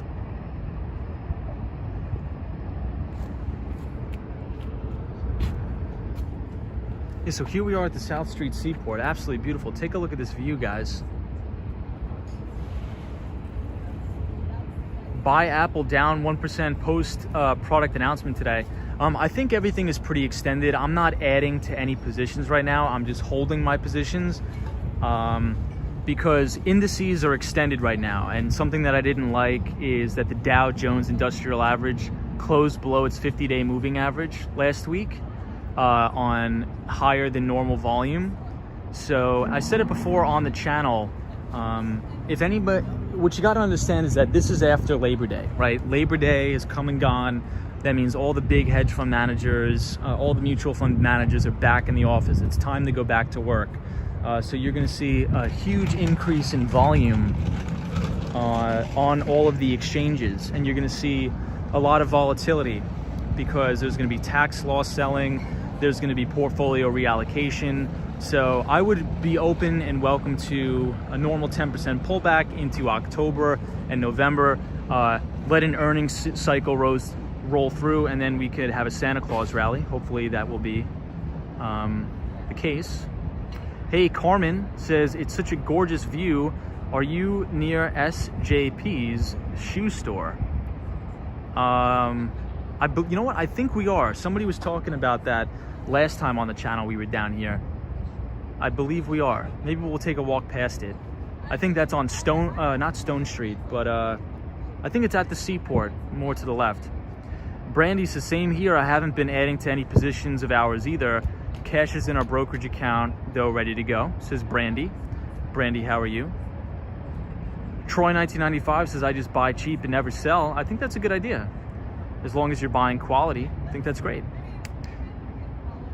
So we're overlooking the Brooklyn Bridge and Manhattan Bridge. Beautiful tonight. One of my favorite things about this view, and I'm not sure how good it's coming up on the stream, but if you look at the water, all of the city lights is glimmering off the water. It looks amazing. British Gray says, Tom, will you go by my old neighborhood in Brooklyn, New York? Which neighborhood? I used to live in Greenpoint, Brooklyn. T and Me TV says, beautiful cam shot just now. Which neighborhood are you from in Brooklyn? Brandy says, I'm good. How are you? I'm doing really well tonight. Thank you, everybody, for joining. Jackie Jackson says, hi, Tom. I lost your comment there. But Jackie, how are you? Any thoughts on ATOSSA therapeutic stock? I have no idea what that is. But judging based upon the length of the ticker symbol, it's probably not a good investment. Eddie said it would be an awesome view in the World Trade Center. Hey, Death to PC is here. What's going on? Laytha says, when I was 21, 22 years old, we played Count the Subway Rat at 4 a.m. Geez, when the clubs would close. Mark Davis says, Tom, are you going, when are you going to Miami? Are you planning on doing live streams there too? Yeah, so we should be going to Miami October 1st. So October 1st we'll be down in Miami, and we will also be doing live streams down there. So we will be in North Miami Beach. Oh, Marcy Projects off Myrtle Avenue. Okay. Like in many ways. Hey, Josh D is here. Says, hey, Tom. What's up, Josh? My friend. M. Moss says, any chance of another .com bubble? I mean, I think there's always a chance, but it's based on valuations between of companies during the 2000 tech wreck, as they call it. They didn't have any earnings. They had no earnings, and some of these companies were actually didn't have any revenue. So some of these companies were actually pre-revenue. So the difference between now and 2000, if you look at the companies, the tech companies now, they're earning absolutely monster, rip your face off windfall profits. So that's the difference, right? And I think with anything, any new technology, markets will run in cycles. So one of the comparisons that I like to make is I compare the cryptocurrency markets now to the 2000 .com bubble. You know, these extreme boom and bust where everybody gets so excited over a new technology. Then once prices are very, very suppressed, everybody tends to forget about it. That's when actual businessmen are building on these platforms, in which case prices will appreciate again. So that's the main difference that I see right now. So here we are at the top of the Seaport now. Oktoberfest is cool, says Leah. Running at altitude says, as a general rule, how much of your income should you invest just starting to invest? Well, first of all, before you invest any money, I think you should make sure you have no debt, right? So I would make sure you're debt free. I would pay off all of my debt. And this is just what I would do personally. I would pay off all of my debt, and then if I could, I would try to subsidize the way I live.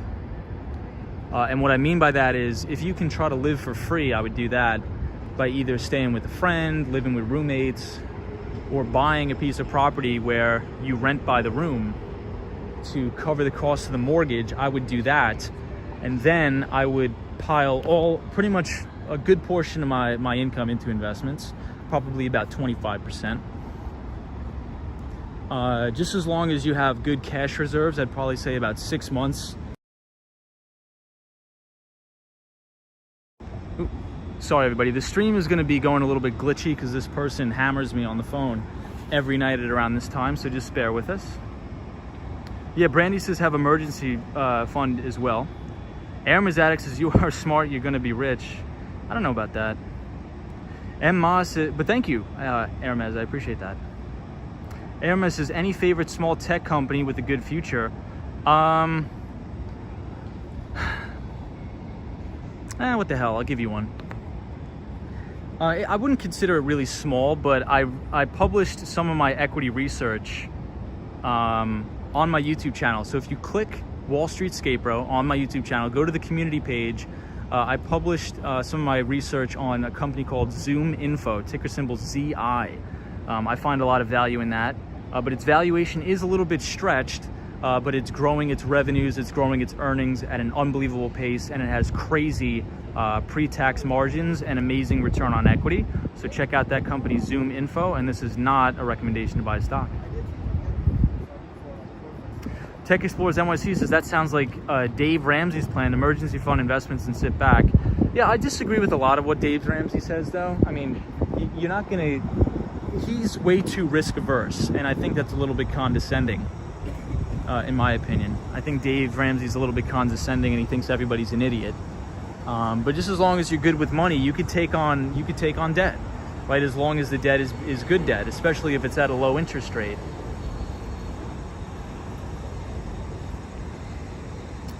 Mark Davis says, Tom, do you get calls like 24/7? You get bombarded with calls a lot. Yes, I do.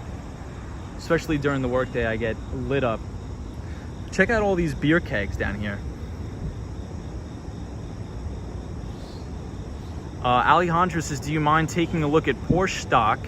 I don't. If you want to shoot me an email, just so I remember, wallstreetscapero@gmail.com. If you want me to look at any particular investment and we could talk about it. Not for me recommending any type of stock, but I will look at it. I do this stuff every day. So definitely shoot me an email or send me an Instagram message at Wall Street Scapero. Hey, Max is raised in Milford, New Jersey, then moved to Maspeth, Queens in 2011. Do you spend much time in Queens? I do. So one of my favorite areas is Flushing, Queens, which is the original and biggest Chinatown. So if anybody's into Chinese food, Asian food, definitely check out Flushing, Queens. You're gonna have a great time. It's amazing. Hermes says, I think you will be, you are very smart, disciplined, and consistent and strategic. Thank you, Hermes. Hopefully I'll see you down in Miami soon. Leitha says, he gets calls at very late hours. People have no respect for time zones, apparently. I have clients in, I'm consulting with some clients in, other side of the world, but I get it. But he's a funny guy. He's funny. Alejandro says, yeah, I work there, so I want to learn about it. Yeah, that'd be great. Vapid Dominator said, what part of New York is this? So we are at South Street Seaport. South Street Seaport. Troy 1995 says, I live around there in Flushing. That's awesome. That's awesome. Hey, Brooklyn Bruce is here. Says, hi, brother. Was it yesterday at the Met Gala? Yeah, I do think the Met Gala was yesterday. I didn't pay too much attention to that, but yeah, I do think that the Met Gala was yesterday. Hey, Patricia Osmond is here. What's up, Patricia? Says, oh my, it is beautiful there. I was in New York 2 nights ago, and thanks to your live stream, I did visit Federal Hall one night, and the other I went to the Hudson Yards to see Citrovia and the Vessel. Patricia, that's awesome. So everybody, what Patricia's talking about is Federal Hall. You got to check out Federal Hall before, and we'll head down now and we'll walk to the right near the Brooklyn Bridge. All that scaffolding, you got to see it in person. It's amazing. Hermes Addict says, that would be awesome. It's morning in Asia now. I have clients in that time zone too. Yeah, so in Korea, it's 1 hour difference, but AM, if that makes sense. So it's lunchtime. Hey, Patricia says, thank you, Tom. Your streams are amazing. Hey, Patricia, thank you for that. I really do appreciate the kind words. Hope everybody is enjoying the streams. And I'm glad you had a great time in New York. That's awesome. Hey, the True Jess B says, hi, what is the green building that's always lit up? So this is brand new. We're actually gonna go over there right now. They actually just built a brand new, what's it called? I'm blanking on the name. So we're gonna go walk over there right now and check it out. But it's an amazing, oh, Momofuku Noodle Bar, that's what it is. Momofuku Noodle Bar, it's amazing. Josh D says, love the living on 50K a year in New York City videos, and then you find out their parents gave them like 200 grand. Jeez. I never saw those kind of videos, but sign me up. Mark Davis says, my parents had property in St. Pete's / Clearwater, Tom. Tiger Woods used to play golf there. Wow. That's awesome, Mark. That's beautiful down there, isn't it?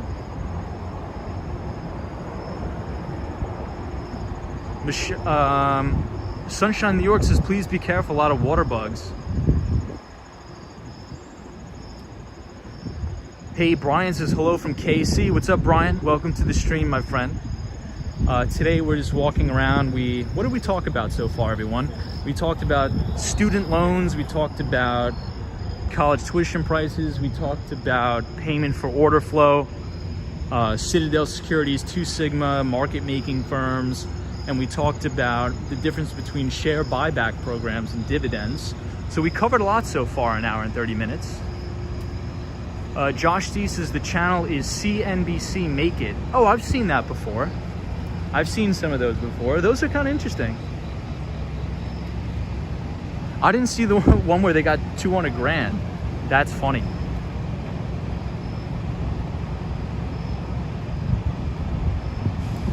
Hey, Mark Davis is absolutely, I agree. St. Pete's in Clearwater, Florida is awesome.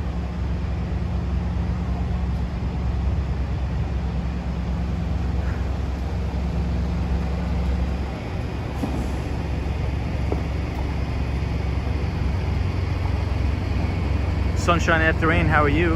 M. Moss says, Zoom have a P of almost 400. Do you still like it? So I talked about Zoom a lot. So here's the thing about Zoom. It's one of those stocks where, since it had such explosive earnings growth on a per quarter basis in the beginning, a lot of that valuation was priced in, right? So a lot of the times when you see a stock trading at like a 400 PE, it's trading at those levels for a reason, right? And it's probably gone through what's called a multiple expansion. Now, if you looked at Zoom's last earnings report, their earnings were good. So if somebody's really not in tune with the market, they'll look at it and be like, wow, Zoom grew their revenues quarter over quarter 100% again, and over 200% EPS growth, which is true. So those are blowout numbers. But you have to compare it based upon the growth rate of the past 2 quarters. So even though they're increasing, it's decelerating. The earnings growth is decelerating based upon what it was during the pandemic. So the stock is probably not going to trade at such a crazy valuation. It's still going to trade at a crazy valuation, but it's not going to be rip-roaring as it was before. So it'll probably normalize, trade in a range.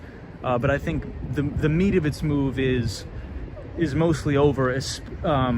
I think until a couple more earnings quarters or earnings cycles go through, because I think the stock needs to grow into its valuation. So this is Momofuku Noodle Bar. Really cool place in here. Alejandro says UCAS. Yeah, so Unified Communications as a Service. You could think about in other companies like Ring Central. I'm not sure if anybody's heard of Ring Central, but they're another UCAS player. 8x8 is another UCAS, Unified Communications as a Service. So even though a company's earnings can be growing, you have to look and see if that earnings growth is decelerating based upon previous quarters. Hey, Evan says, hi. What's up, Evan? George says, is it like a food court? Yes, it is. Alejandro says, what about Okta? Yeah, so Okta is a company that specializes in IAM software. So IAM is Identity and Access Management. It's a cybersecurity company, and its main competitor is Ping Identity, P-I-N-G Identity. Like single sign-on, things like that. And I'm very bullish Okta. I was gonna work at Okta. What did I do during quarantine? Just worked in my apartment. I was just working in my apartment during quarantine. But yeah, Okta and Ping Identity specialize in identity and access management.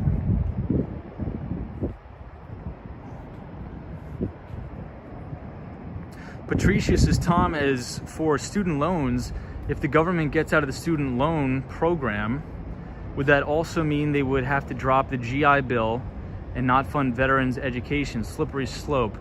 Yeah, I think it's actually probably better that they don't fund that.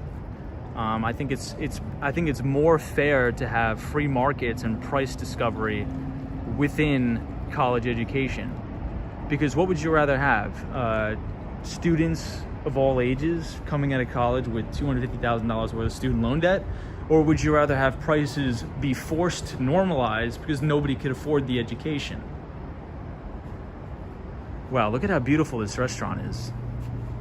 Wow, this thing is beautiful. So my whole thesis with the student loan program is if the government gets out of the way, nobody will be able to qualify for a loan. Nobody will be able to, nobody will be able to afford to pay for college, so prices will have to come down. That's what free market capitalism is about. But if I owned my own college, let's say Wall Street Skatebro College, and I knew all of my students would be able to get a loan in any amount, why would I make my tuition $5,000 a semester? I would make my tuition $70,000 a semester or a year, like many of these private colleges do. 70 grand a year to go to college for a year. Because I know that they're going to get the money to pay for it. There's no price discovery.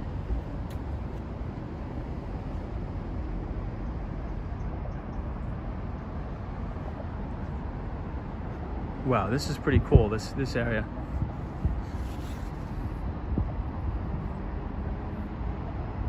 Here, I'll show you guys the view from this side.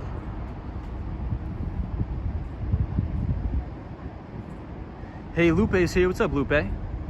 George says the view from there is so much better. Port, less rats apparently. Hey, 48 says that's so cool, Tom. What's going on, everybody?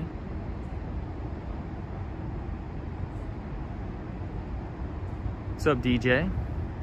Yeah, Laytha says it looks almost magical. Sunshine New York says good vibes, cool colors. Jackie Jackson says such a lovely view.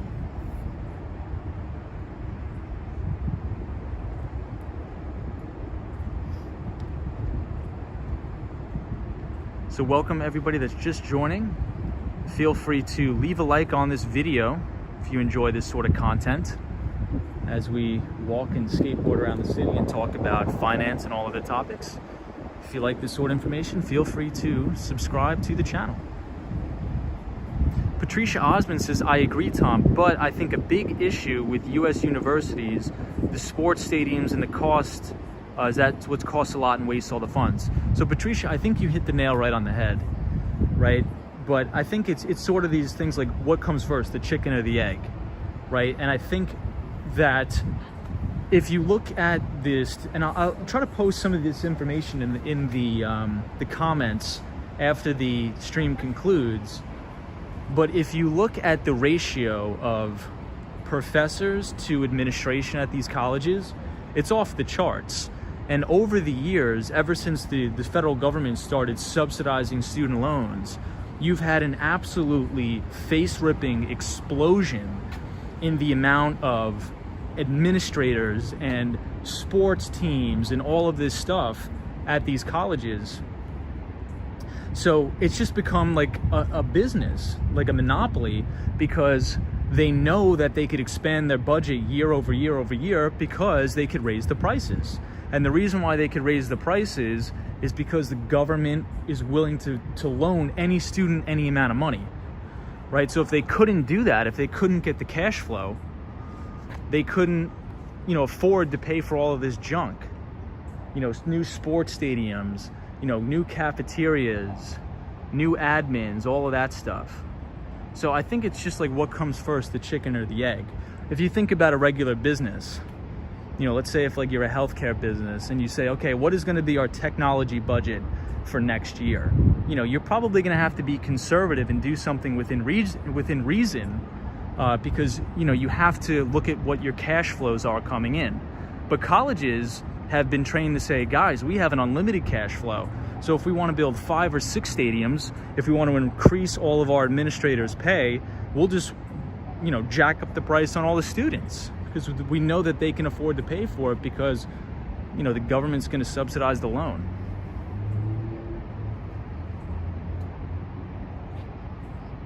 So but I do agree with your thesis there.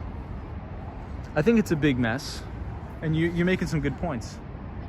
Sunshine New York says 3 bridges.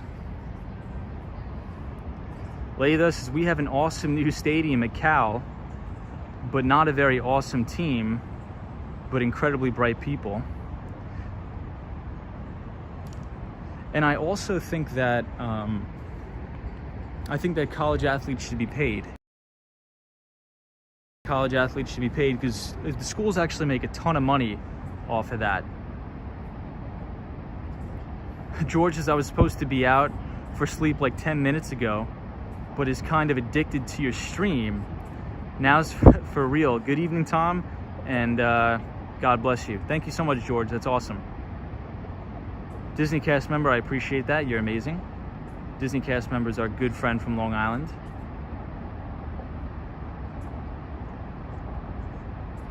Yeah, college athletes are paid now, which is good. Leitha says, higher learning is definitely a business. Patricia says, I totally agree with your assessment, Tom.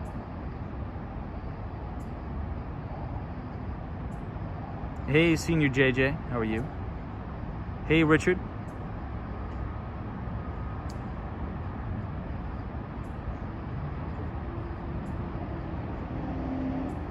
Brandy says, this was an awesome location pick, guys. I know, isn't it amazing? Disney cast member says, nothing beats the New York City skyline at night.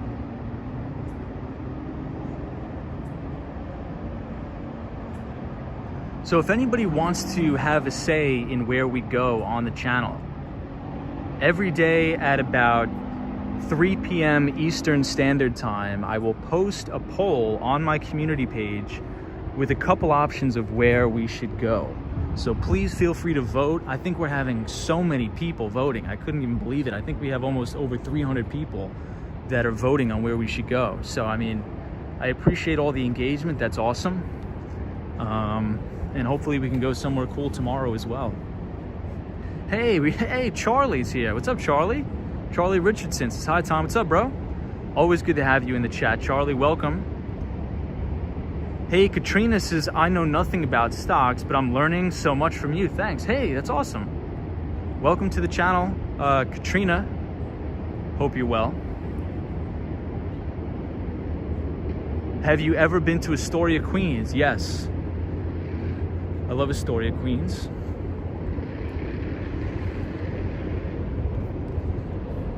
See, that's the vibe right there. Just going on a nice bike ride and checking out the city. Amazing. So for everybody new to the channel, we're usually on the skateboard, but my skateboard broke, so I got to get it fixed.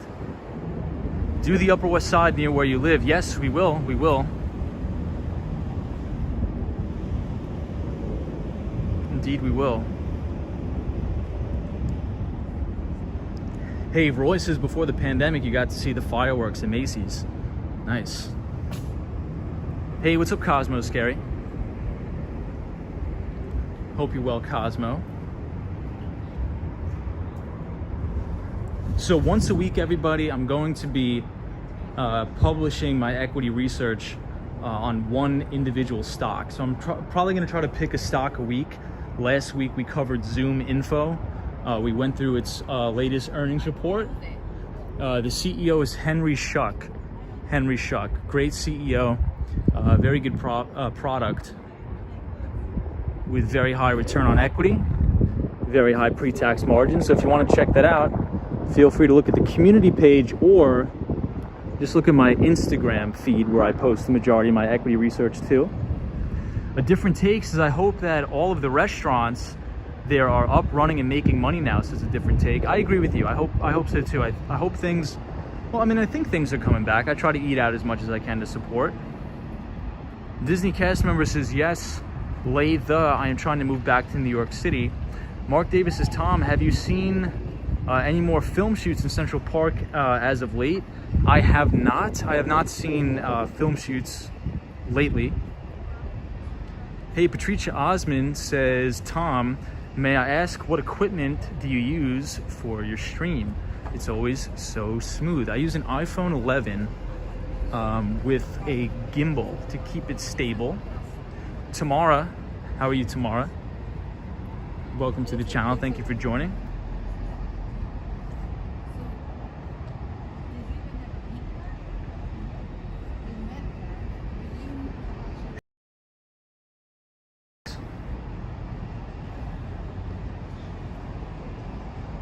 Hey, Jojo Jr. says hello. Hey, Aricia Catherine says hi, we are from Iowa. Hey, my buddy actually just moved to Iowa. My buddy actually just moved out to Iowa. I was like, what the heck's in Iowa? But he was sending me some pictures and it's beautiful there. So shout out to everybody joining from Iowa. Hope you're enjoying the stream. Do the ferries run all night? I think they do. Does anybody know that in the chat? When does Staten Island Ferry stop running?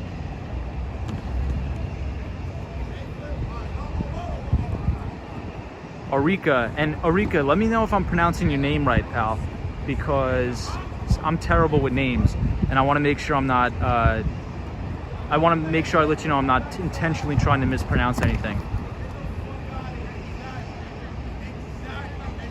Yikes, that kid just fell. Cool, I'm in Cider Rapids, IA. That's awesome. Hey, and we have the one and only Cherry Groove in the house. What's up, NYC Cherry Groove? Cherry Groove, we just had a couple folks in the chat talking about the real estate market in Queens, and I mentioned your name. So if you can provide, any clarity what you're seeing in the real estate market, would you say that the rents are still probably you'd get the best deals in Queens? So I think you are the man with the question, with the answers for that. Erica with an A, got it, copy. Erica with an A, copy. 10-4, over and out.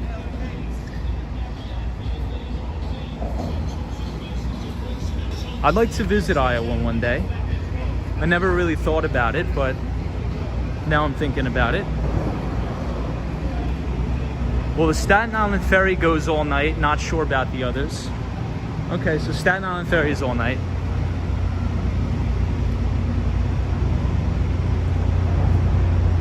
So I think this is the shoe place a viewer was talking about.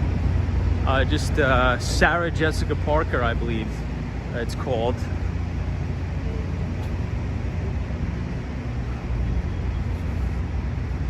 Yeah, so this is the shoe store by Sarah Jessica Parker. I actually don't know who this is, but I believe she's a big celebrity television show.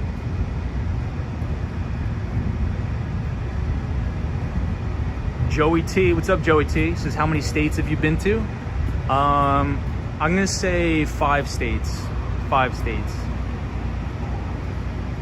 This has been a nice walk, says Aaliyah Perez. What's up, Aaliyah Perez? Yo hablo español un poco.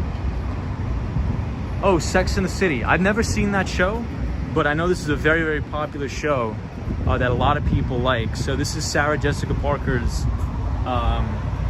store.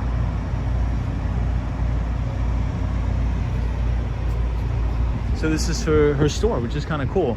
So this is the Seaport, South Street Seaport, and this is one of the new iPic movie theaters. Oh, Carmen, it was Carmen. How could I forget? Carmen. So that was Sarah Jessica Parker's store. I'll show you again. I'm sorry, I forgot your name. I've just been talking so long. But this is Sarah Jessica Parker's store. Carmen says, cannot wait to go to New York City and shop there. That's awesome. Come here anytime. We'd love to have you. We want tourists to come. This is a beautiful neighborhood, by the way. You're gonna love it down here.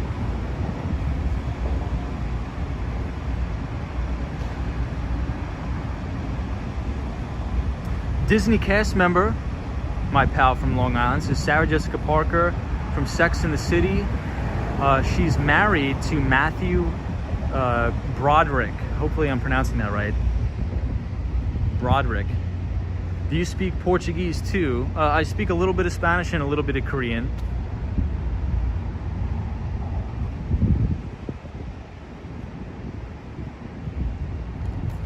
So everybody, we're also going to be doing live streams from Miami. So we should be in downtown Miami also doing our skateboarding and financial talk streams. I feel like these streams are pretty much like a 3-hour-long podcast. It almost feels like. Elias's word, for sure. The true Jess B says, yup. You were like forever. Super couple. NYC Cherry Groove says, Tom, it is too bold to ask how old your parents are. I ask cause they must know the 80s movies and shows. My parents are about 50 years old. 50 or 52, I think? 50, yes, 50 or 52, I believe.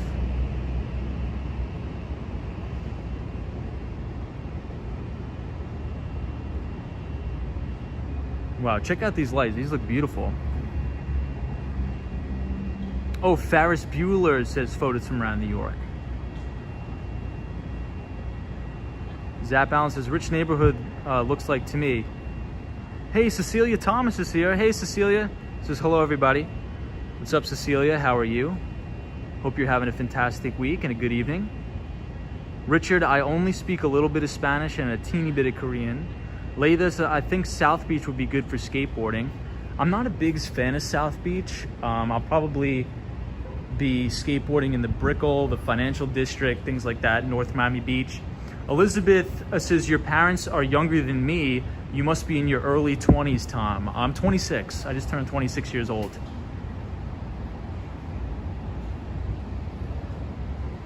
I'm really bummed out that I don't have the skateboard tonight, guys, so I apologize, but I didn't have any time to get to replace the wheel today. I was absolutely clocked all day. NYC Cherry Groove says, Tom, watch Ferris Bueller. Wow, look at this. Sounds like an alarm is going off. Well, it wasn't me. I didn't do it. But Cherry Groove, I'm not sure if you heard the question. How is the real estate market doing for the rental market in Queens? We had a lot of viewers asking about moving to the city and if there's still deals in Queens. So if you know if there's any deals that are still in the Queens area, where would you suggest? Zap Balance says, is downtown Miami safe? I think it is. I think downtown Miami's safe. I mean, if you come from New York, I mean, a big city is always gonna have crime. Oh, NYC Cherry Groove, you answered. Sorry about that. I think the comments are just ripping by too fast. Disney cast member says, overall, Florida is not walk/bike/skateboard friendly, at least when I visited or lived there. Yeah, so now it's getting better. So downtown Miami is not bad. I visit there a lot, and I ride my skateboard, ride my bike around. But then again, what's walkable to somebody else, I mean, what's not walkable to somebody else, for me it is, because I tend to do crazy miles. Like I could do 15 miles on a skateboard and walk 8 miles like it's nothing. I just like walking. Would you consider applying for the FBI and later working in their financial crimes unit? Yeah, so that's what I wanted to do. I wanted to do NYPD, and then I wanted to transfer and do something like maybe an emergency service unit, or after that go into like forensic accounting and work for the FBI or something like that, track money laundering, work in an investment bank. So I originally wanted to do sales and trading, Well, I guess how it went was I wanted to be a police officer. I wanted to do law enforcement. And then I wanted to work at the investment bank in sales and trading. And then I worked in tech. And now I still work in tech. Cosmo Scary says, I love walking too. Walked 12 miles today.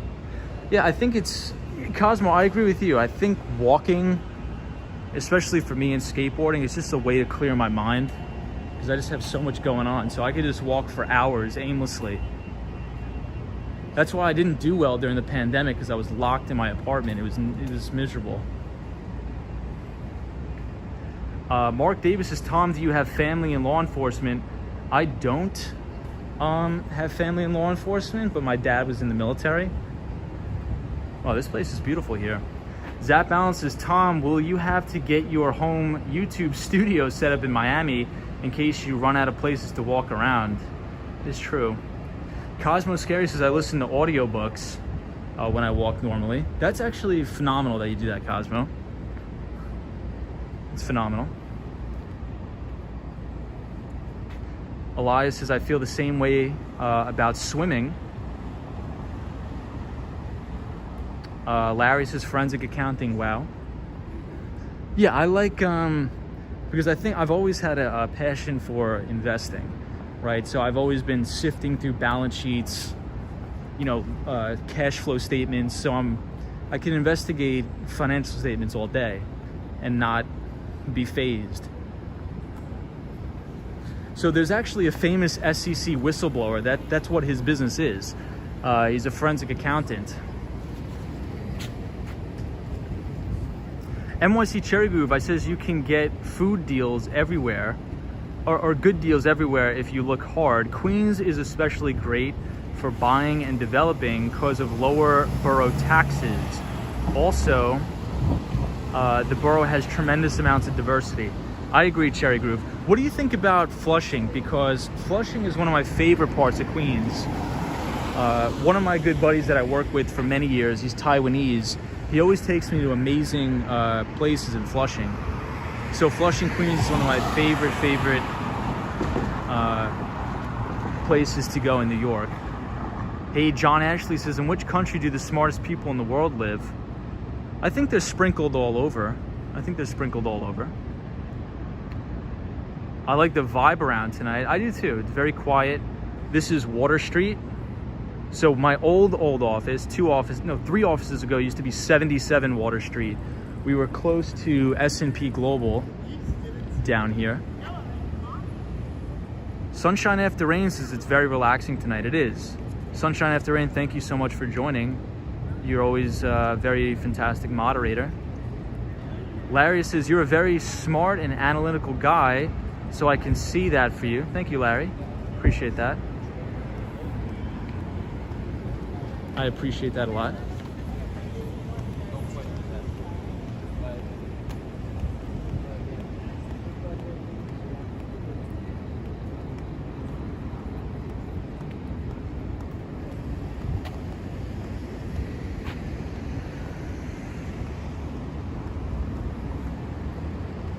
Arjan says hi. Hey, Fabrico says hello from Brazil. What's going on? Did you know Madoff wasn't caught? He turned himself in. I did know that. We were talking about Madoff last night. I think he's terrible. He's just terrible. Delicious live, Tom. Appreciate that. Everything in Queens is great, says the true Jess B.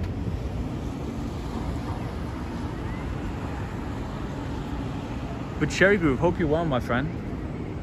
Hope you are well. NYC Cherry Groove is one of the original members of the channel and a very good moderator, so always a pleasure to have NYC Cherry Groove in the chat.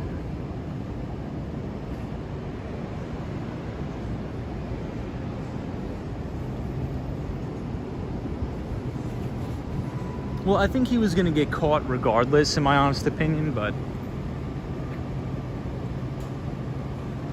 NYC Cherry Groove says, Tom, you moved to Flushing if you like it. My job is to negotiate. Yeah, so Cherry Groove, we'll be in touch because I do have to get another place. I'm thinking about maybe getting a very, very small place, potentially with a roommate in either Brooklyn or Queens, depending on price, because as you know, I am making my way down to Miami.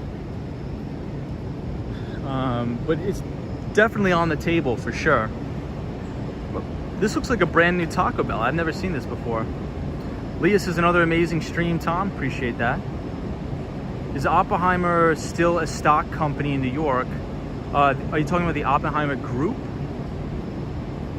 An investment company, yeah. DJ says amazing stream, Tom. Jackie Jackson says, Tom, I learned from a lender today that the Federal Reserve will increase rates beginning January 2022, end of December 2021. Don't know whether or not you talked about it earlier. I got on late. Yeah, I mean, so that's when they're projected to raise rates, right? So the Federal Reserve will always signal when they're going to raise rates, but they didn't say definitively that's when they're going to raise rates. Jerome Powell always like, yeah, you know, we'll do it in 2022. We'll do it later in 2021. I don't think they're going to raise rates, honestly. They're going to continue to kick the can down the road, because every time we listen to Federal Reserve Chair Jerome Powell talk, he always says, oh, well, we're going to watch the employment numbers. You know, we want to wait till full employment. And full employment is a scam. You're never going to have full employment. So I don't think he's ever going to raise rates. I think the only thing they may do is taper a little bit. So they may ease up on the amount of assets they purchase, and maybe ease up on the amount of MBS they purchase. And MBS stands for mortgage-backed securities. Richard says, I learn my English by myself. Oh my God, help me. Well, Richard, I think you're doing a great job, man. John says, Flushing is the name of the restaurant. No, Flushing is a town in Queens. Flushing, Queens. You could take the 7 train to Flushing Main Street. Brandy says, no matter how much money I have, I will always eat Taco Bell as long as my stomach can handle it. Will it be expensive to live in Miami, says Elizabeth. It is. Miami is an expensive city, but based upon my taxes, I'm probably going to save a good amount of money relocating there. You're lucky you are so young still. I've spent my younger days skiing and reading books. That's awesome, Elia. Zap Balance is One World Trade, baby. This is Solo 401's favorite building. Sally says you love Chipotle. Chipotle's ticker symbol is CMG. June Christian says, good evening, everybody. What's going on? Just verified that it was Madoff's son who turned him in to the FBI. Yeah, both sons called the FBI. Yeah, and his son killed himself, which is terrible. Which is really terrible. Hey, Gig Life Girl says, hope you had a good day. Tom, I had a really good day. Jackie says, I hope they don't.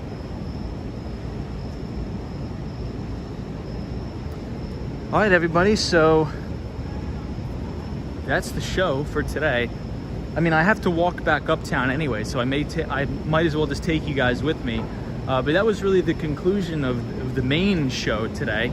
Everybody voted to walk around the Battery as well as South Street Seaport. We did that. Today's topic was the difference between returning value to investors in the form of dividends and the form of share repurchase programs. We talked about the Federal Reserve with interest rates, and we talked about the equities markets and the student loan program in America. So we talked about a lot. We got a lot covered. NYC Cherry Groove says, Tom, is it illegal for me to steer/steal unless I am directing you for an investment property?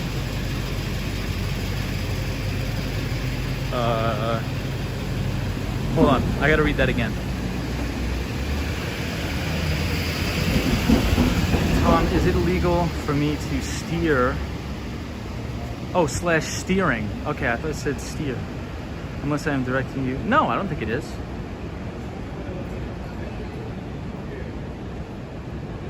No, I don't think so. Like you like steering me in a direction of an investment property? No. Alejandro once says, great episode, great points. Thank you, Alejandro, for joining. So Alejandro, if I'm not mistaken, you work for a SaaS company, correct? Oh, here's Chipotle, Sally. There we go. We're near Pace University down here.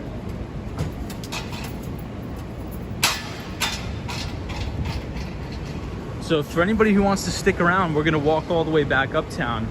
So you're more than welcome to stay for the walk back uptown. Richard says, I have a friend in Queens. Do you know Queens? What about Queens? Yes, I do know Queens. Queens is very nice.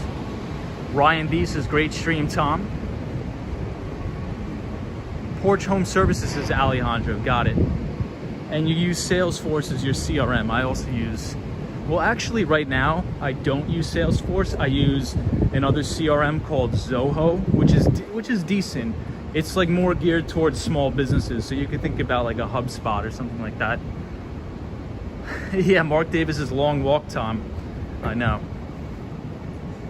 Yeah, so Zoho and HubSpot are CRMs mainly geared towards smaller type businesses. I think Salesforce, especially now, really dominates in the enterprise space. Brandy says, Tom, which non-public company do you wish you could invest in? Which non-public company? Maybe Gemini? If I had to, I'd probably say a company called Gemini. So this is New York Presbyterian Lower Manhattan Hospital. Alejandro says, first time using it, Salesforce Lightning version. Nice. Zoho is cool. We use HubSpot at my job, says Zap Allen. Thoughts on transportation stocks, rail, truck, etc., says Brian. I mean, they just don't have the explosive earnings and revenue growth as a lot of other companies. The way I view picking stocks, right? I want to own the fastest horse in the race, as my buddy Jim Roble puts it. He's like, you want to own the cream of the crop. So you may have a good idea, but we want to invest in the best ideas. So some of the rail companies may have, okay earnings, but their earnings rate or their EPS may be only growing at an 8% annualized compounded growth rate, right? But there's companies out there that are growing at a compounded annualized growth rate of 20 or 30%, right? So I always like to stay in the leaders of earnings and sales growers. That's not to say that those are bad investments. Maybe it could be a portion of your portfolio. But the one thing I would say about that is definitely keep your eye on the new infrastructure bill. I think a lot of those stocks will do well, like Caterpillar, 3M, should do well and should get a boost to earnings should the infrastructure bill pass. Troy 1995 says, you're still alive, don't you have to work tomorrow? Yes, I do have to work tomorrow. I do have to work tomorrow. Karina Thompson says, y'all, good night, sleep well. Appreciate you, Karina, take care. It's midnight where you're at, awesome.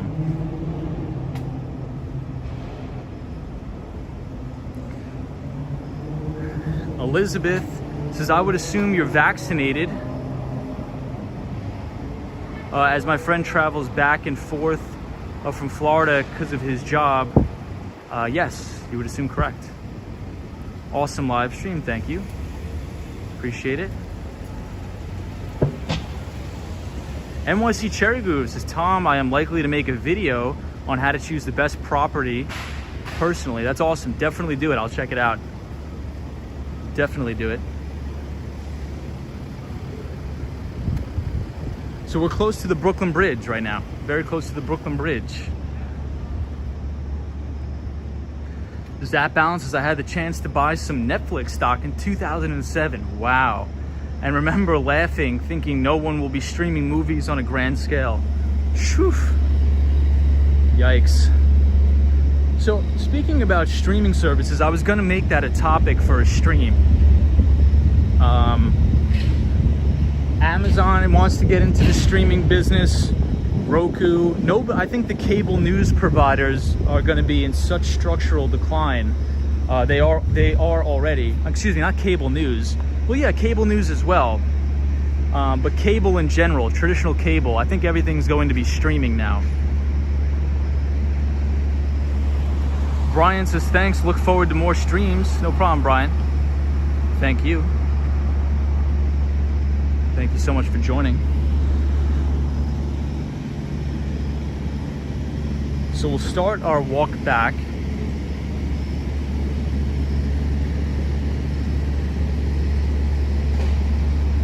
We're very close to the Brooklyn Bridge here in Lower Manhattan.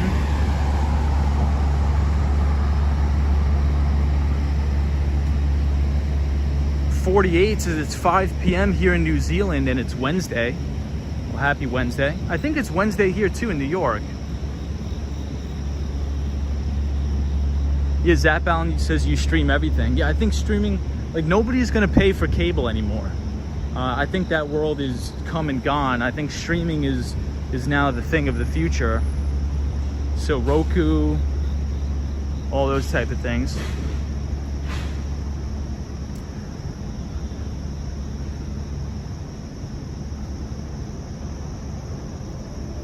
Elia Perez says, I love to travel, but non-essential travel is still not recommended.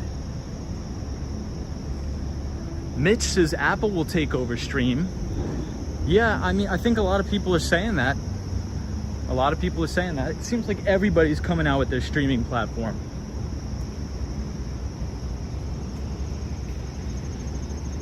What is, so Apple, it's Apple Plus, right? You have Apple Plus, you have Disney Plus, all of them. So many. Yeah, and cable is expensive, that's true. Disney cast member says, I haven't had cable for years. Levy David says, Yom Kippur. Hey, Yom Kippur. Shout out to all of our Jewish viewers. Hope everybody's doing well, enjoying your evening.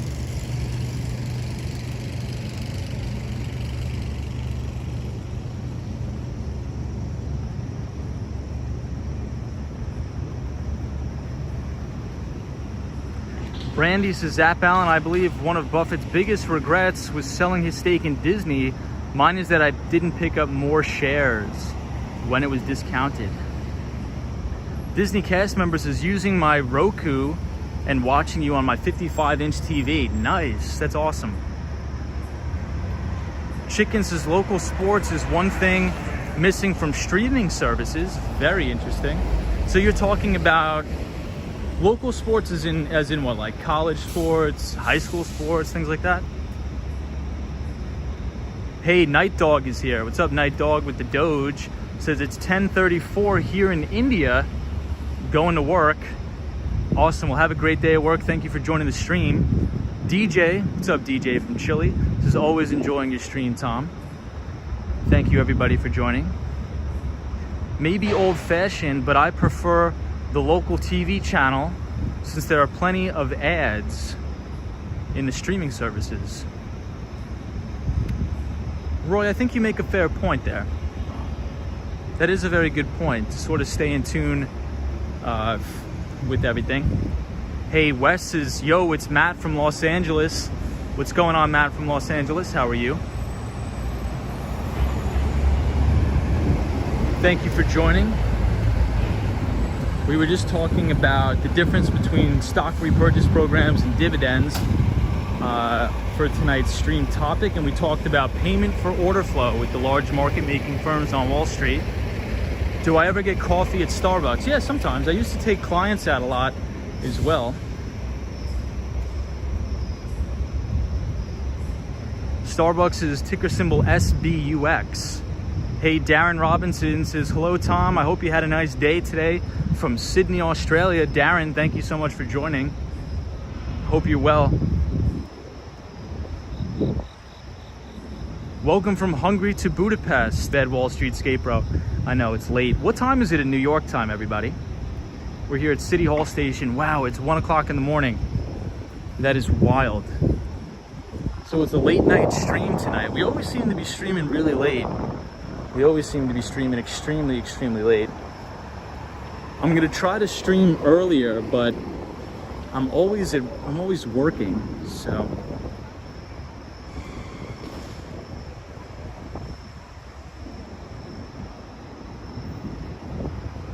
Hey, Fernando's here. What's up, Fernando?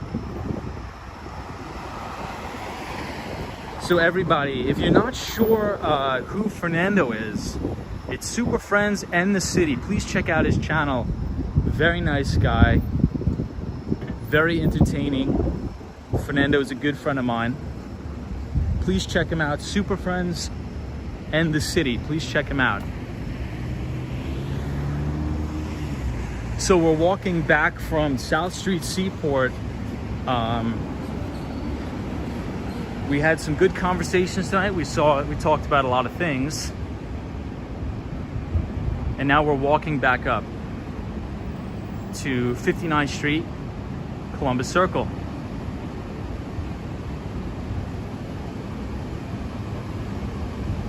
Hey, out and about, take it easy. Charlie says, Fern is a fantastic human being. I agree.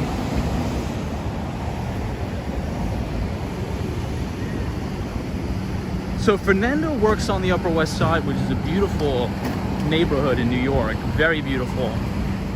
The Upper West Side, right near Riverside Park. So a lot of people think about the major park in New York City as being Central Park, but there's actually a lesser well-known park called Riverside. Absolutely beautiful, gorgeous. Fernando has a fantastic view from his work office overlooking the Hudson River and Riverside. So please check that out, beautiful. Super Friends in the City says, I'm on the Q train to the Manhattan Bridge. The view from the Manhattan Bridge is spectacular, by the way. Some of the best views in the entire city can be seen from the top of the Manhattan Bridge, which we've walked over and skated over many times. So Fernando, we don't have the skateboard tonight because it broke. I have to get it replaced. So we're just walking it tonight.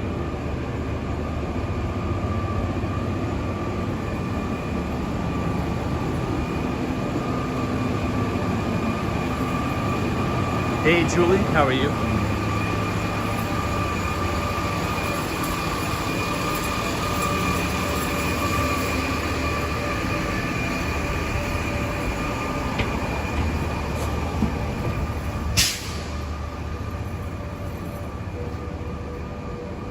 Hey, we're on Thomas Street, my favorite street in all the city. It's my name right here, Thomas Street. Laytha says you're going to need extra orange juice and a pedicure after this walk. Yeah, I may buy another gallon of orange juice. We'll have to see. I've been knocking down a lot of orange juice lately. Love orange juice. Very good vitamin C. Roy says you have your own street. Yes. NYC Cherry Groove says, Tom, have you done an indoor Q&A stream yet? I haven't. So I've been meaning to do a behind the desk stream, but I haven't gotten the chance to do that yet. But I will do that. So our behind the desk streams, I really want to make them on Fridays after the market closes, so I can go over all of my financial models. We could talk about how the indices did for the week, all the different economic factors, and then do Q&A. But we'll probably do those on Friday night. Mark Davis says Tom even has a street named after him. DJ, what's going on? Mitch says, are you into graffiti? Also, as a lot of skateboards used to be. I like street art, but I don't do I don't like physically do spray paint things, no. Eeks is behind the desk with 2 ferns. Indeed.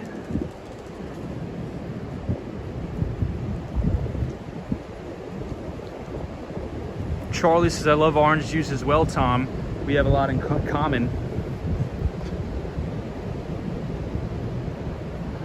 Yeah, I'm a big fan of orange juice. Big fan of orange juice.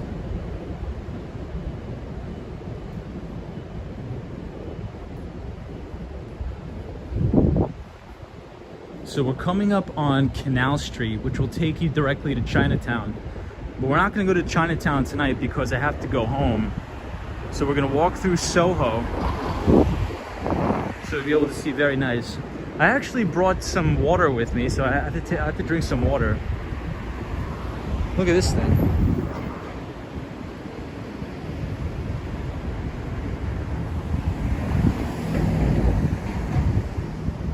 Japes Auntie says, we love Korea. Yes, we do. 안녕하세요, my friend. 안녕하세요. 이름이 뭐예요? 이름이 뭐예요? What's your favorite sushi place in New York City? I think it's probably right by Columbus Circle. I forget the name of it, but if you type sushi Columbus Circle, you'll see it, and that's my favorite place. Do you have a particular brand of orange juice you like? Which city name in Korea? Seoul or Osan? I think, I don't know actually. I drink orange juice with a lot of pulp in it though. I don't like concentrate stuff.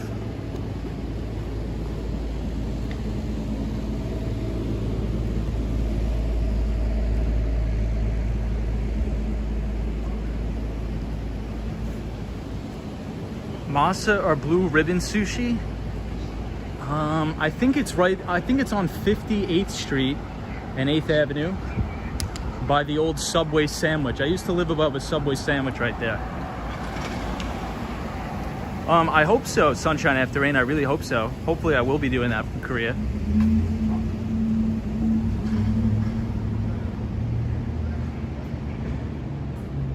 Tom, you could purchase another skateboard as a backup. I do have another one as a backup, but I didn't use it today.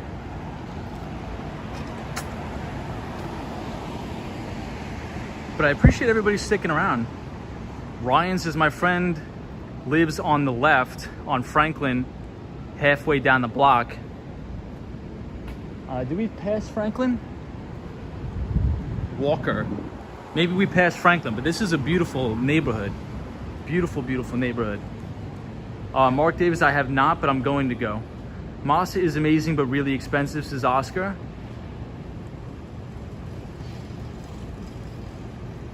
Just trying to read the comments. Hey, Jimmy Brownette with the golf thing. I actually just played at Bethpage at a fundraiser event for one of my buddies. I played some golf out there.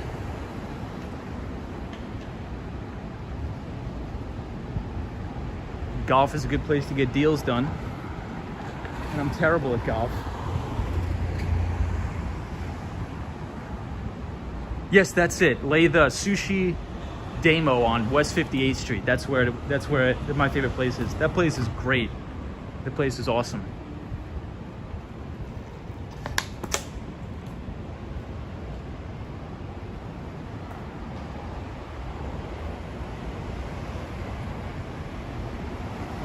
So we're coming up on Canal Street. I wonder what futures are doing. If anybody knows, let me know what futures are doing right now. If you type in ticker symbol ES, those are the S&P 500 E-mini futures contracts. Let me know what the futures are doing tonight. And let me know what the Dow futures are doing. Dow futures are YM, ticker symbol YM.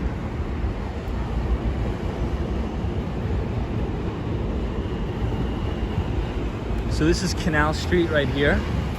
This will take you all the way to Chinatown.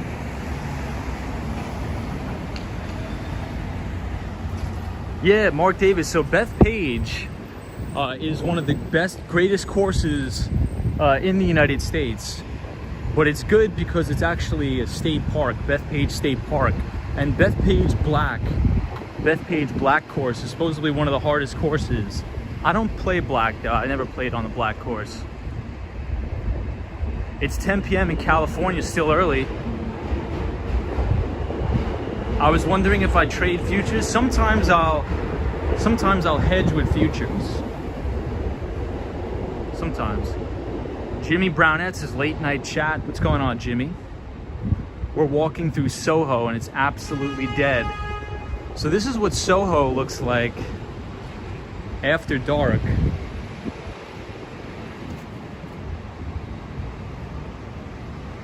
I'll show you guys. The streets are very empty. Aren't you afraid to drive?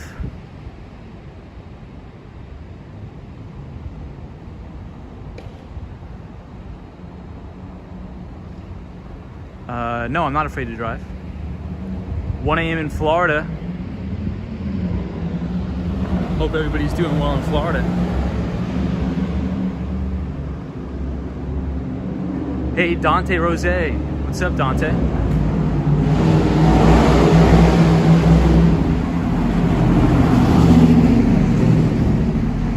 So Mark Davis, do you have any updates on the medical marijuana space? Anything interesting, anything pressing that you'd like to share? So Mark Davis is from Toronto, Canada. He's always on the stream. And he's in the medical marijuana space. Check it out how beautiful this loft looks in Soho. This is amazing. This loft looks absolutely beautiful.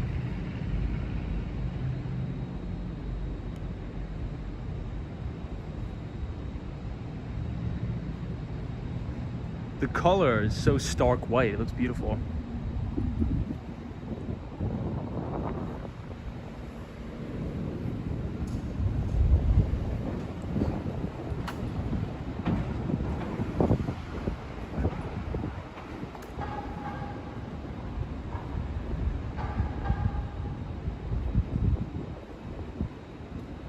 Very impressive. I think this is a Japanese store, very popular here. And I think that building is under construction. Hey, Stoop Kids is Florida here. Yo, Tom. What it is? What's going on, my friend? We're at the very tail end of the stream tonight, but we covered a lot, Stoop Kid. We covered a ton tonight. We were talking about the benefits of distributing value back to shareholders in the form of repurchase programs as opposed to dividends. We talked about payment for order flow, and then we also covered the Federal Reserve. The CPI numbers came out today. Actually came in a little bit better than expected, but still inflation is running hot. But CPI numbers definitely came in better than expected. So Jerome Powell probably will not be raising rates anytime soon. This is a pretty decent coffee spot here. Think coffee, not bad. Cosmo Scary says, how you getting home, Tom? We're walking it. We're walking it tonight, Cosmo. As crazy as that may sound, we're walking it. Zap Balance says, I wonder how many miles you walked tonight. I mean, if we walk all the way back to 59th Street, a lot. Mark Davis says, my new consulting position is international. Lots of strides being made, Tom, in endocannabinoid therapy and treatments. It's ongoing. Thanks for asking. That's great, Mark. That's really great.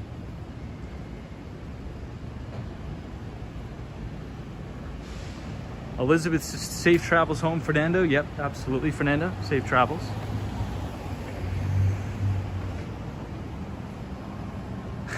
I feel like I should pay for a lift home. I kind of like walking, so I think I'm just gonna walk it. I was cooped up in the house all day working, so I gotta get some exercise.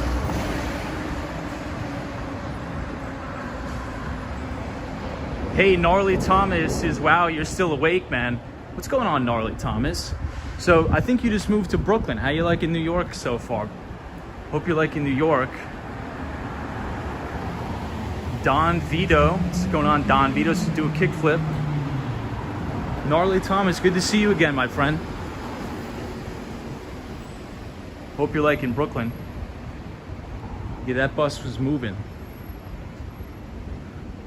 So this is the Bloomingdale's in Soho.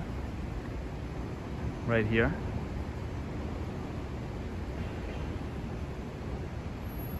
Oscar J, what's going on, Oscar J?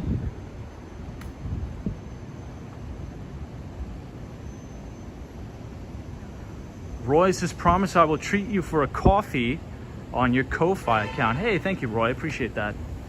Thank you, my friend. Thank you, Roy. Where are you from, Tom? Long Island, New York, the one and only Strong Island. Gnarly Thomas says, I'm in love with New York City. I had to check up on you to see if you were doing all right. Gnarly Thomas, you're the man. So happy you're enjoying New York, pal. So happy about that.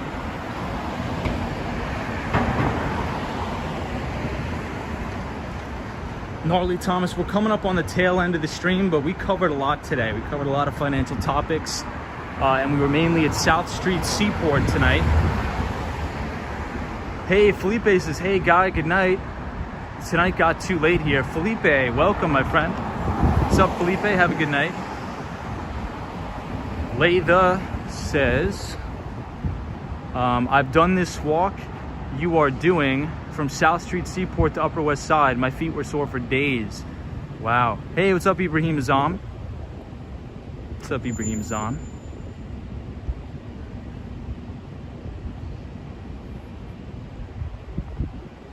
Hope school is going well for you.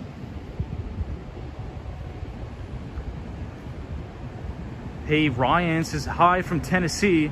Really love this stream and also great tech and stock info. So informative. Hey, Ryan Royal, thank you so much for joining. I'm assuming you're new to the stream. We love Tennessee. So thank you. I appreciate you for joining. And thank you for joining in on the conversation. I've been to Tennessee before at Vanderbilt University, which that place was amazing. The place was crazy. Dev Null says, what time do you usually go to bed? I usually go to bed at, around midnight, 1 a.m. But tonight it looks like we're gonna be up pretty late.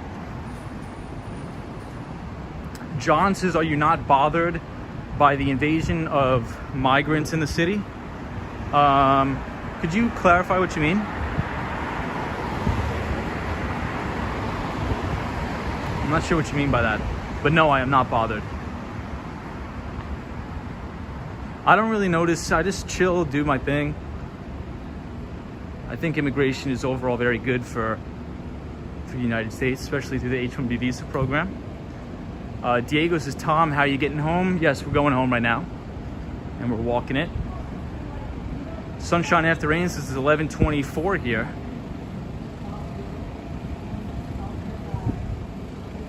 DJ says, Akasa. Yeah, boy, I'm Akasa. She was like, oh, why would he come into the place? Boy, I'm Akasa.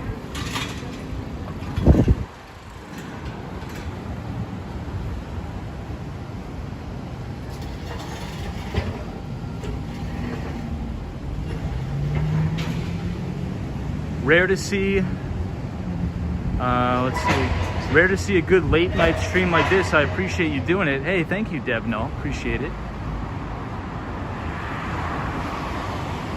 Yeah, my family came through Ellis Island.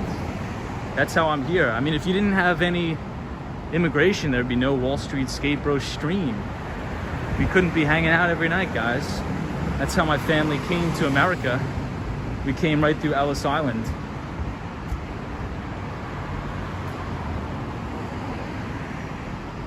Hello, everyone. What's going on? Throat, how are you? Hey, Adam, 2326 in Guatemala. What's up, everybody joining from Guatemala? Hello, everybody from New Mexico. Carmen says, one more question. Which street are you walking up? So right now we are on, I want to say this is Broadway, because we're coming up on East Houston Street.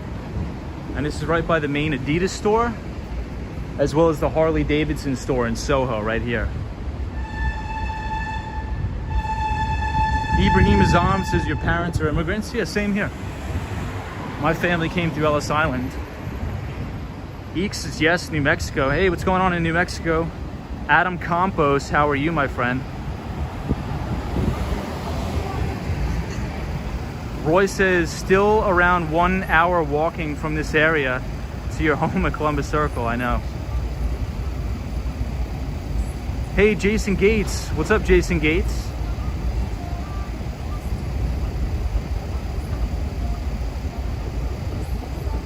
So we're about to pass one of my favorite coffee shops of all time. Of all time. I'll show you guys.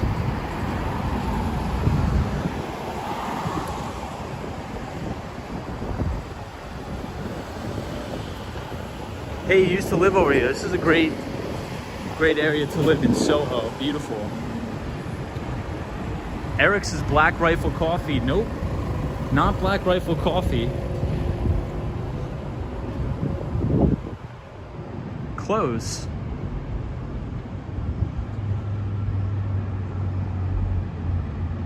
Hey, Zachary Woods says my great-grandmother's passport is on display at the Ellis Island Immigration Museum. Wow, Zachary Wood, that's awesome, man. That's crazy. Patricia Osmond says, Tom, we are sticking around to make sure you get home safe. Hey, I appreciate that. I really do appreciate that. This building is beautiful in Soho. Check this out. Skid says, Knife live stream watching from Rio de Janeiro, Brazil. Thank you, everybody from Brazil. We are in Soho, walking back to Columbus Circle. Check that out. That's a great shot of the Soho street right there.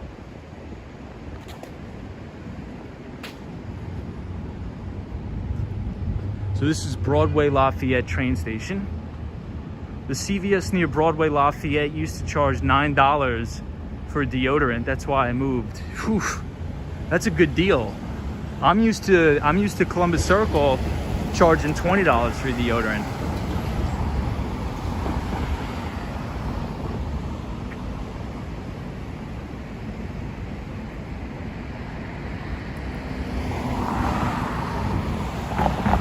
That is crazy, isn't it?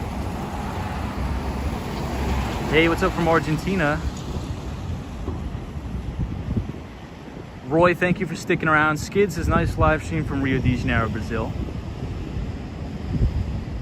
Welcome, everybody. Hey, what's up from Argentina? How is everybody from Argentina? So this is one of my favorite coffee shops. I like it so much I actually may come back here tomorrow because I'm thinking about it. I'm so bummed out I don't have the skateboard tonight because we'd be zooming on home.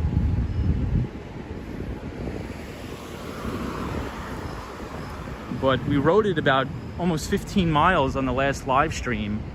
So we broke one of the bearings. We literally were streaming till the wheels fell off.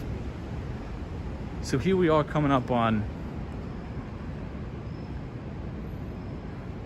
one of my favorite coffee shops in the city. This scaffolding is brand new. Didn't used to be here. Here we are.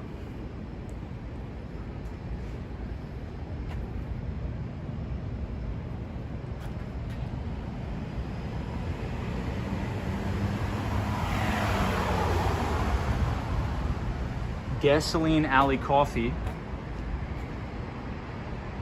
Right here. Great place. Great coffee.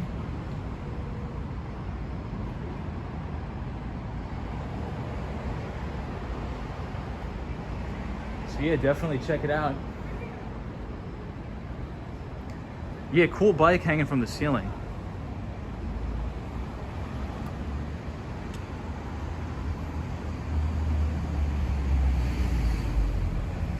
Latha says maybe we need to chip in for a backup skateboard. I do have a backup one, but I just didn't want to use it yet.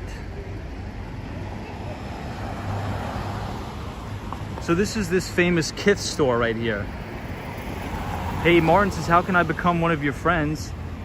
You are our friends. Hit the subscribe button, join the channel, and we'd love to see you and talk to you on future live streams as well as today. So welcome, my friend.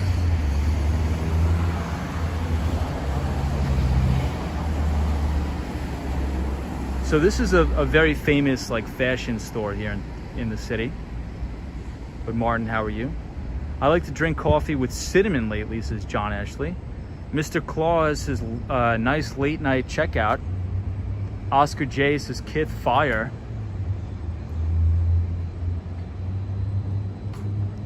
What's up, Martin?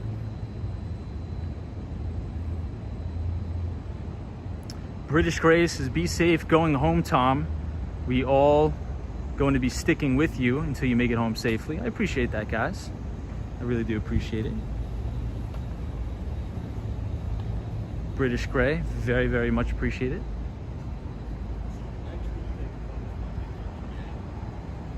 It's a very peaceful night, I could say that. And the weather is perfect too. It's not too humid. Usually it's very, very humid. But I actually don't mind the humidity. So this building on your left, I think the architect was a very famous architect or builder, real estate developer, Anwar Hadid. In which case I think Anwar Hadid's daughters are big fashion models. But I really know the family for their real estate empire. Check out this loft. They have the entire floor is all theirs. Beautiful. Hey, Rashawn is here. What's up, Rashawn? Ever sweet, heartfelt to new friend. We can all need just a new friend. I agree. Mark Davis says, Tom, have you ever done public speaking before? You started your stream. You are an expert at it now. Well, I worked in tech sales pretty much all my adult life. So I'm very used to giving presentations, making deal books, presenting in front of, C-level executives, things like that. So I'm used to being able to talk for hours. So I think streaming also helps me to be able to talk and articulate myself, hopefully very well, especially if we're streaming for 3+ hours. Hopefully I'm conducting myself well. Ellen Suego says, hi, I am from Puerto Rico, walking by New York City tonight. Hey, Puerto Rico, welcome.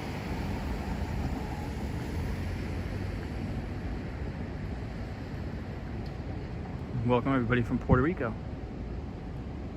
And welcome from Peru, Luis. How come you don't see any gas stations in Manhattan? So there's gas stations on the west side of Manhattan. If you go 34th Street all the way to 10th Avenue and keep going up near like 46th, 47th, there's a couple gas stations. Hassan B says, hey bro, how you doing? What's up, Hassan? How are you?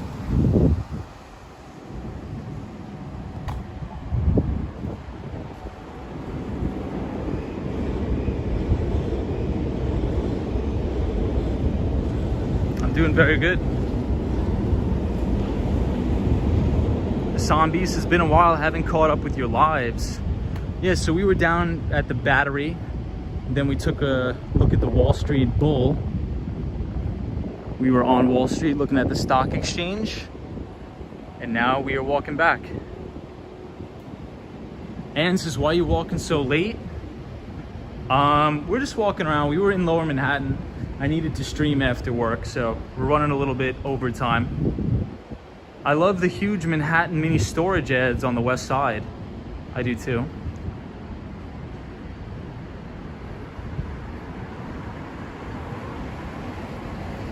So this is New York University, NYU. This is their gym where the student athletes go to play. We used to play NYU when I played soccer back in the day in college. Sally is enjoying the stream. I appreciate that, Sally. Always nice to have you on. Insurance practice exams is here. This is nice to see you.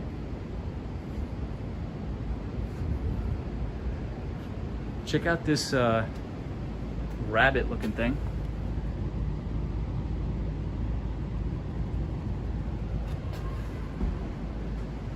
When do you think the real estate bubble is going to pop? So again, I think it's all dependent on interest rates. One thing we have to watch out for is the big real estate debacle that's going on in China right now. The one thing I'm worried about is a contagion event. You know, if you think about what happened in the 2008 financial crisis, since a lot of our US banks became insolvent, it created a global contagion across the world. And crashed asset prices globally and drove us into a financial winter. But the differences that I see now between the 2008 financial crisis in terms of real estate and now is that back during 2007, 2008, the majority of people were on what's called an adjustable rate mortgage. And with adjustable rate mortgages, the interest rate is not locked. It's not a fixed rate, as they call it. So a lot of people were getting mortgages without any sort of income verification. Without any income verification, and they would have these very, very low teaser rates. They're called teaser rates. But once interest rates started to creep up, you know, their payments ballooned. Their monthly payments sometimes doubled, if not tripled, on all of their real estate. And a lot of people could no longer afford to make the payments, so they defaulted on their debt. And that turned into a cascade effect where everybody defaulted at the same time and crashed the real estate market in the United States. There's a rat right here. So now the lending standards are more strict. It's not like the wild, wild west where, you know, if you're making $10 an hour, you can get a mortgage. It's very different now. So a lot of the people that are buying, especially residential real estate, are actually pretty well capitalized right now. So here's the Cube. Somebody says, please go to the Cube. Here it is. Hassan B says, bro, have you been to the Time Warner? I mean, after it's become Deutsche Bank Tower, I have. Indeed. Eric Kaufman says BlackRock. Big rat. Massive rat.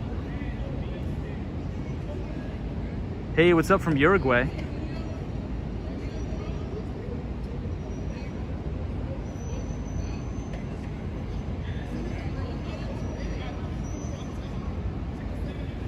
Zap Allen, you thought it was real. I drive by a Cube. Yeah, so there's actually a funny video online about somebody living in the Cube. It's like a parody, but it's very, very funny. It's about somebody living in the Cube. Could you imagine living in this loft right here? This looks cool. This is somebody's apartment. Beautiful. Yeah, I still call it Time Warner Center too. But it is Deutsche Bank Tower. So this used to be a Kmart that closed down, and this is going to be a Wegmans. Oh, thank you for the $3 donation. Thank you so much. I appreciate that, guys. Thank you. So my phone is on 10%, but a Wegmans is going to be moving in right here at Astor Place. And Wegmans is one of the greatest grocery stores ever on the face of the earth. Right here at Wegmans. That's going to be amazing. I'm so excited for that.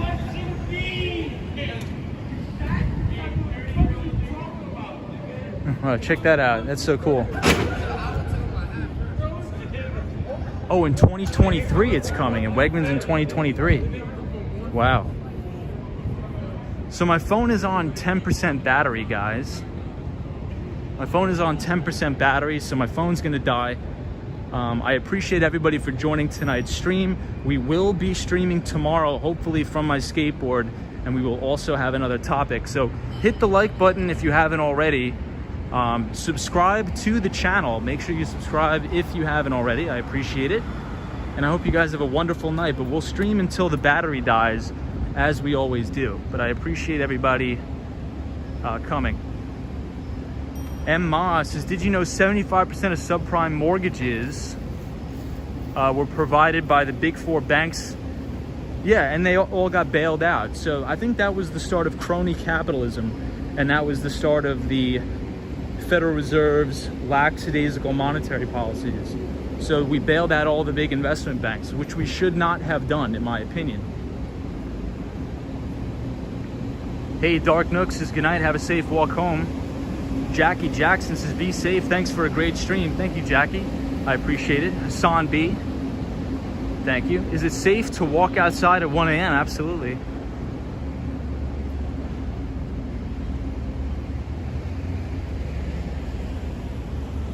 Indeed it is.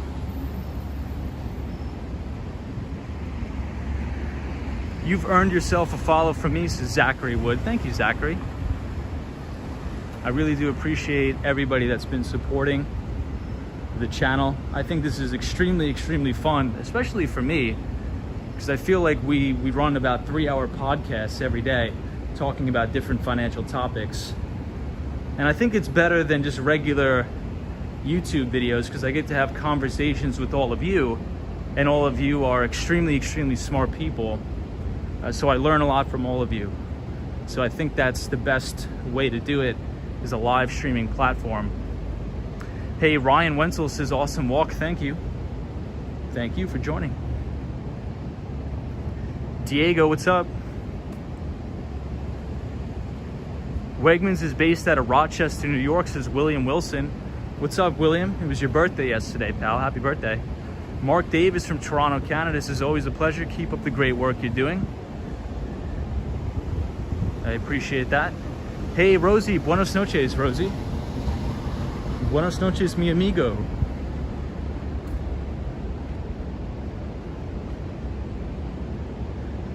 .48 says, I love the stream and you walking or skateboarding. I appreciate it. I'm glad people enjoy it. I'm glad.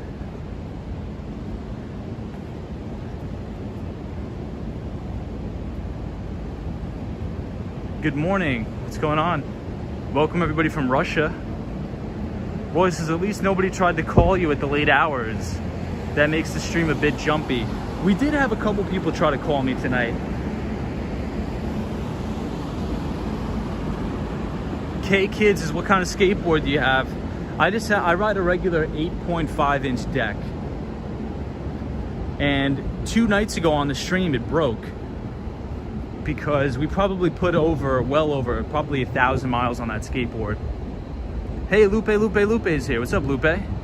Martin says, what's your name? My name is Tom.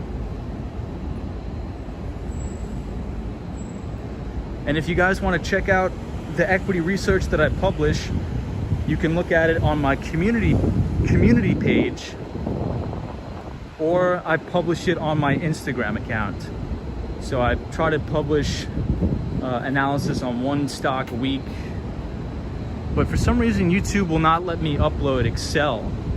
So I'm trying to figure out how I can share my Excel spreadsheets with all of you. Hassan B says, everyone has to follow you, bro. The best and coolest live content. I appreciate it. Dark Nook says, what is your Instagram? It's just Wall Street Skate Bros. So WALLSKATE and then BRO. John Ashley says, Tom is the guy from Ukraine. Russian is insulting to him. No, I'm Italian. I'm not from Russia. Hey, hello from France. Francis Martin says, hello from France. What's up? What street are we on? We're on 4th Avenue and 14th Street. East 14th Street, Union Square. Hey, hello from the Ukraine. What's going on? Can you link maybe a Google Sheet? Thanks for providing your research. You know what? I think I may do that. So everybody, let's do this. I'm gonna create an open Google platform, like a Google Docs, and I'll be able to share the link with everybody. And so every time I build a new model, everybody will be able to see it if they just go to the Google Docs. I think we'll do that. So it'll be on Google Sheets.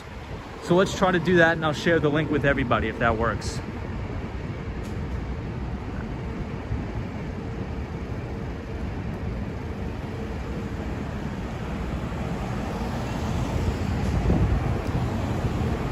Rosie says, gracias, Tom. Sunshine After Rain says, great stream tonight. Thank you, Sunshine After Rain, for being here. The Zombie says, always wanted to ask you, do you own shares at Becco? I don't. I wish I owned Becco. I would buy Becco, the restaurant, if I could. Some parts of New York are many storefronts are vacant. What happens? Too many buildings owners can't pay the property tax. Well, then I think the bank repossesses the properties. The bank would repossess those properties if they can't make the payments. Michael DeLucas says, hello, Tom. What's going on? Stoop Kid says, have a good night, morning and afternoon. The people take care. Stoop Kid, always a pleasure having you on the stream, bro. So here we are at 14th Street, Union Square, and we see the Empire State Building.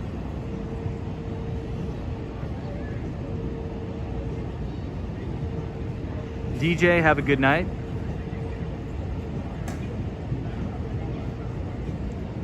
So I am on 10% battery, so just know that if the stream dies, it's because the battery died.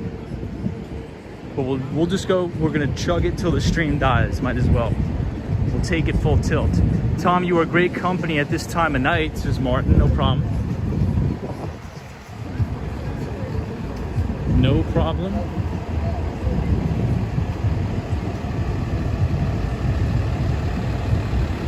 Mark Davis says, Tom, are you back at Central Park tomorrow?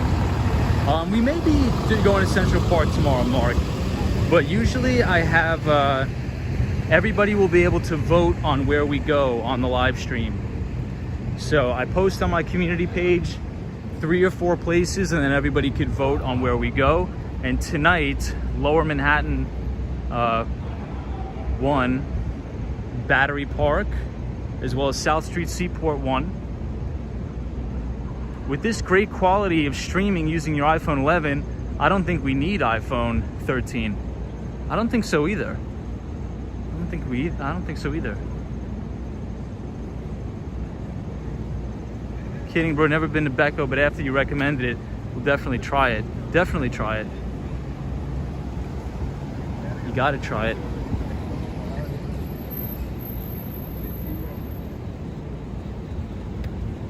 So this is 14th Street, Union Square. Union Square.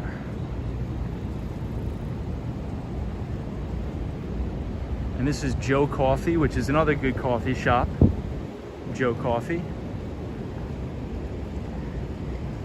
Abdo says, hello from Algeria. It's 6:48 a.m. here. Must be late out there. Hey, welcome everybody from Algeria.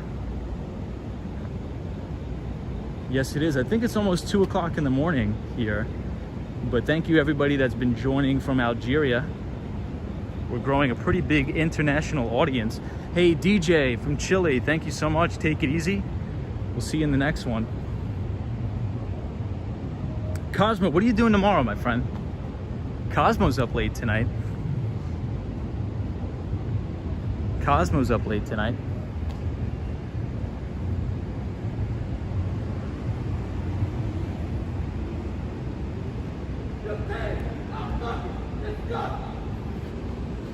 Yikes.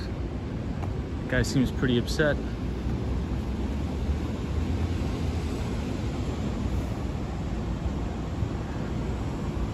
Cosmo's just chilling tonight.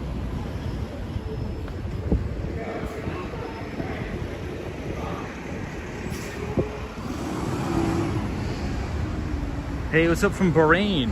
Kitchen Lab is here.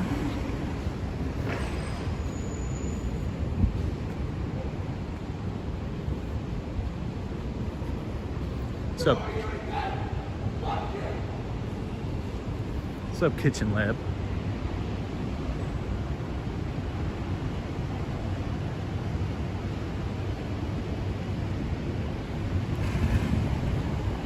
So now we're on East 18th Street.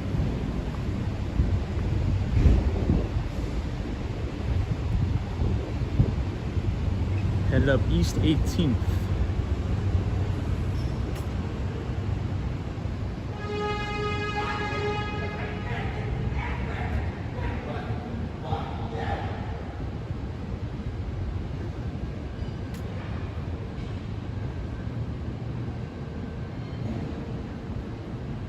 And they just paved this street, so it's beautiful here for skateboarding.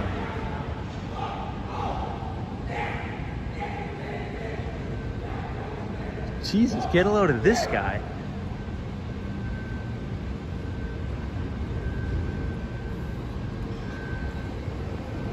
So one thing, very late at night, you have a lot of creeps.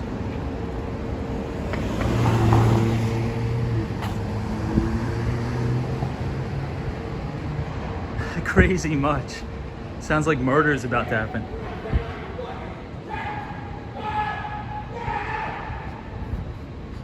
Indeed it does. Disney cast members says run.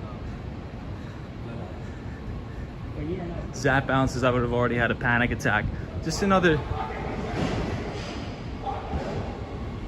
crazy day in the crazy night in New York.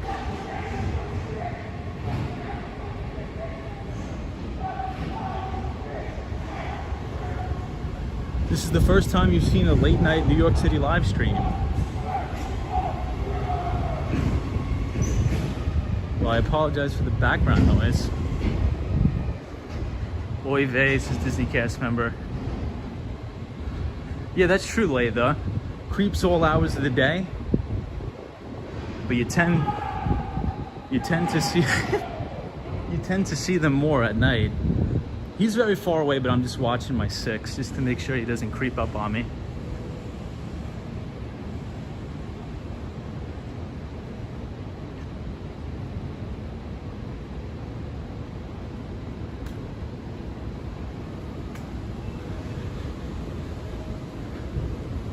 I think we're making great timing though, guys. I think we got a lot of exercise tonight.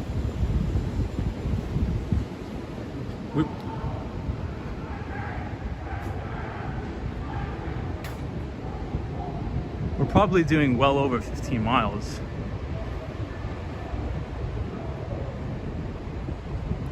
Yeah, reading that a tax sale could happen if there's a lot of vacant storefronts and they default.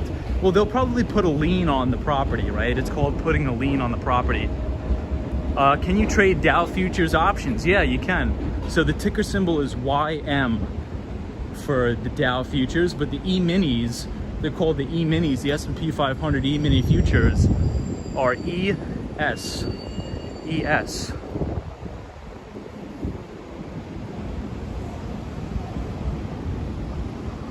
So S&P 500 E-mini futures. What are the futures doing? Beautiful view of the Empire State Building. Lupe says, I could listen to Tom talk about anything. Appreciate it. Thank you, everybody. Cosmo says, if you ran out of battery with that guy screaming in the background, the chat would have panicked. I'll be all right. I can guarantee it. Forget about it. I'll be all right. Don't worry. It's a beautiful night in New York, though. I mean, there's always going to be some crazy people, but beautiful night. Yeah, the Flatiron is right here, and Madison Square Park as well. But I'm on 2% battery now, so if the phone does go out, if the battery does go out, I will see everybody tomorrow. And I appreciate you joining. And we're looking at the Empire State Building. So Mark Davis's, are the theaters open to full capacity? I think so. So this is the Flatiron building right here. Hey, Richard Morales says, is this stock advice? No, it's not stock advice, but we do have conversations every night on the stream about the equities markets and things like that.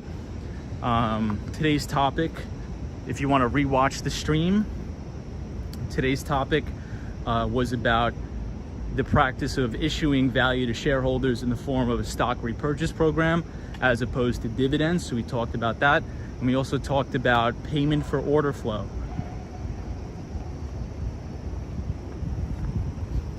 Payment for order flow. I am going to try to go up a different avenue though. Let's see if I can get away from this guy.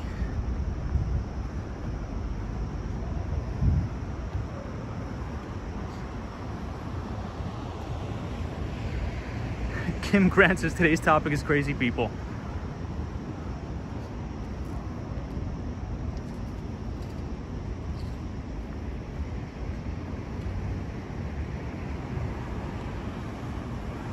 The guy's louder than a jet plane. Hey, Francis Martin says, I love New York at night. Global One says, I think you got an audience for late night walks like these. Keep up the good work. Thank you, Global One. I appreciate it. I think I'm gonna try to stream earlier, but I can't because I have to work. Disney cast member says, great, Tom. Now we are going to worry about you all night. No, don't worry, I promise. Everything's fine. I'll try to turn the brightness down on my phone. Richard Morales' stocks are interesting and difficult.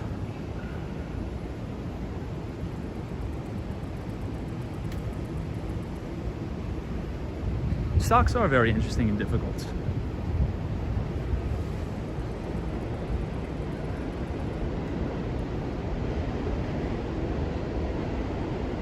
It's so quiet as we approach West 26th Street.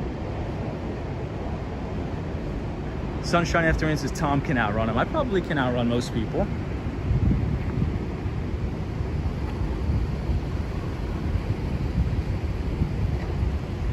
I wish I had so much money that I did not know what to do with it. COVID has wiped out a lot of people, says 3-inch hippopotamus. Well, hopefully, you know, you'll do better. And I hope things will get better for you, because COVID has wiped out a lot of people. So I wish you the best, I really do. And if there's any way I could help at all, let me know. Quiet Readers is at least this late, you don't need to worry about the crowds as much. Yeah, that's another reason why I like skateboarding at night, because I don't have to aggravate people.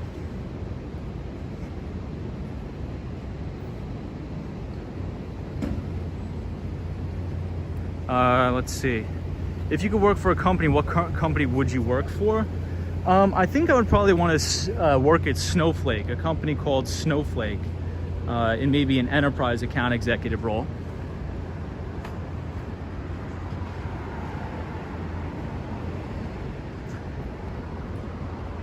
Richard Robles, thank you for subscribing to the channel. I just got your notification. Thank you, everybody. I appreciate it. Thank you, everybody that's been subscribing. Appreciate it. Hope you're enjoying what New York City looks like at night.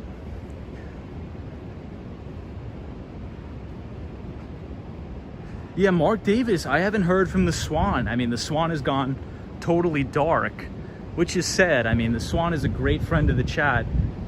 So I have not heard from the Swan lately. Have you heard from the Swan? I haven't seen him in ages. Snowflake is a funny name for a company. Yeah, I guess it is.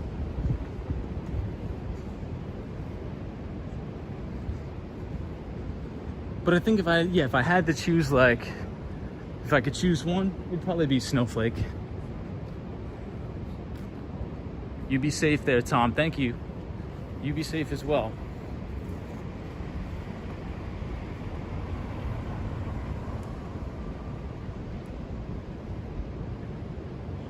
Sunshine After Rain says, Tom, the Swan commented on one of your videos. When? Recently? I haven't seen him recently, Sunshine.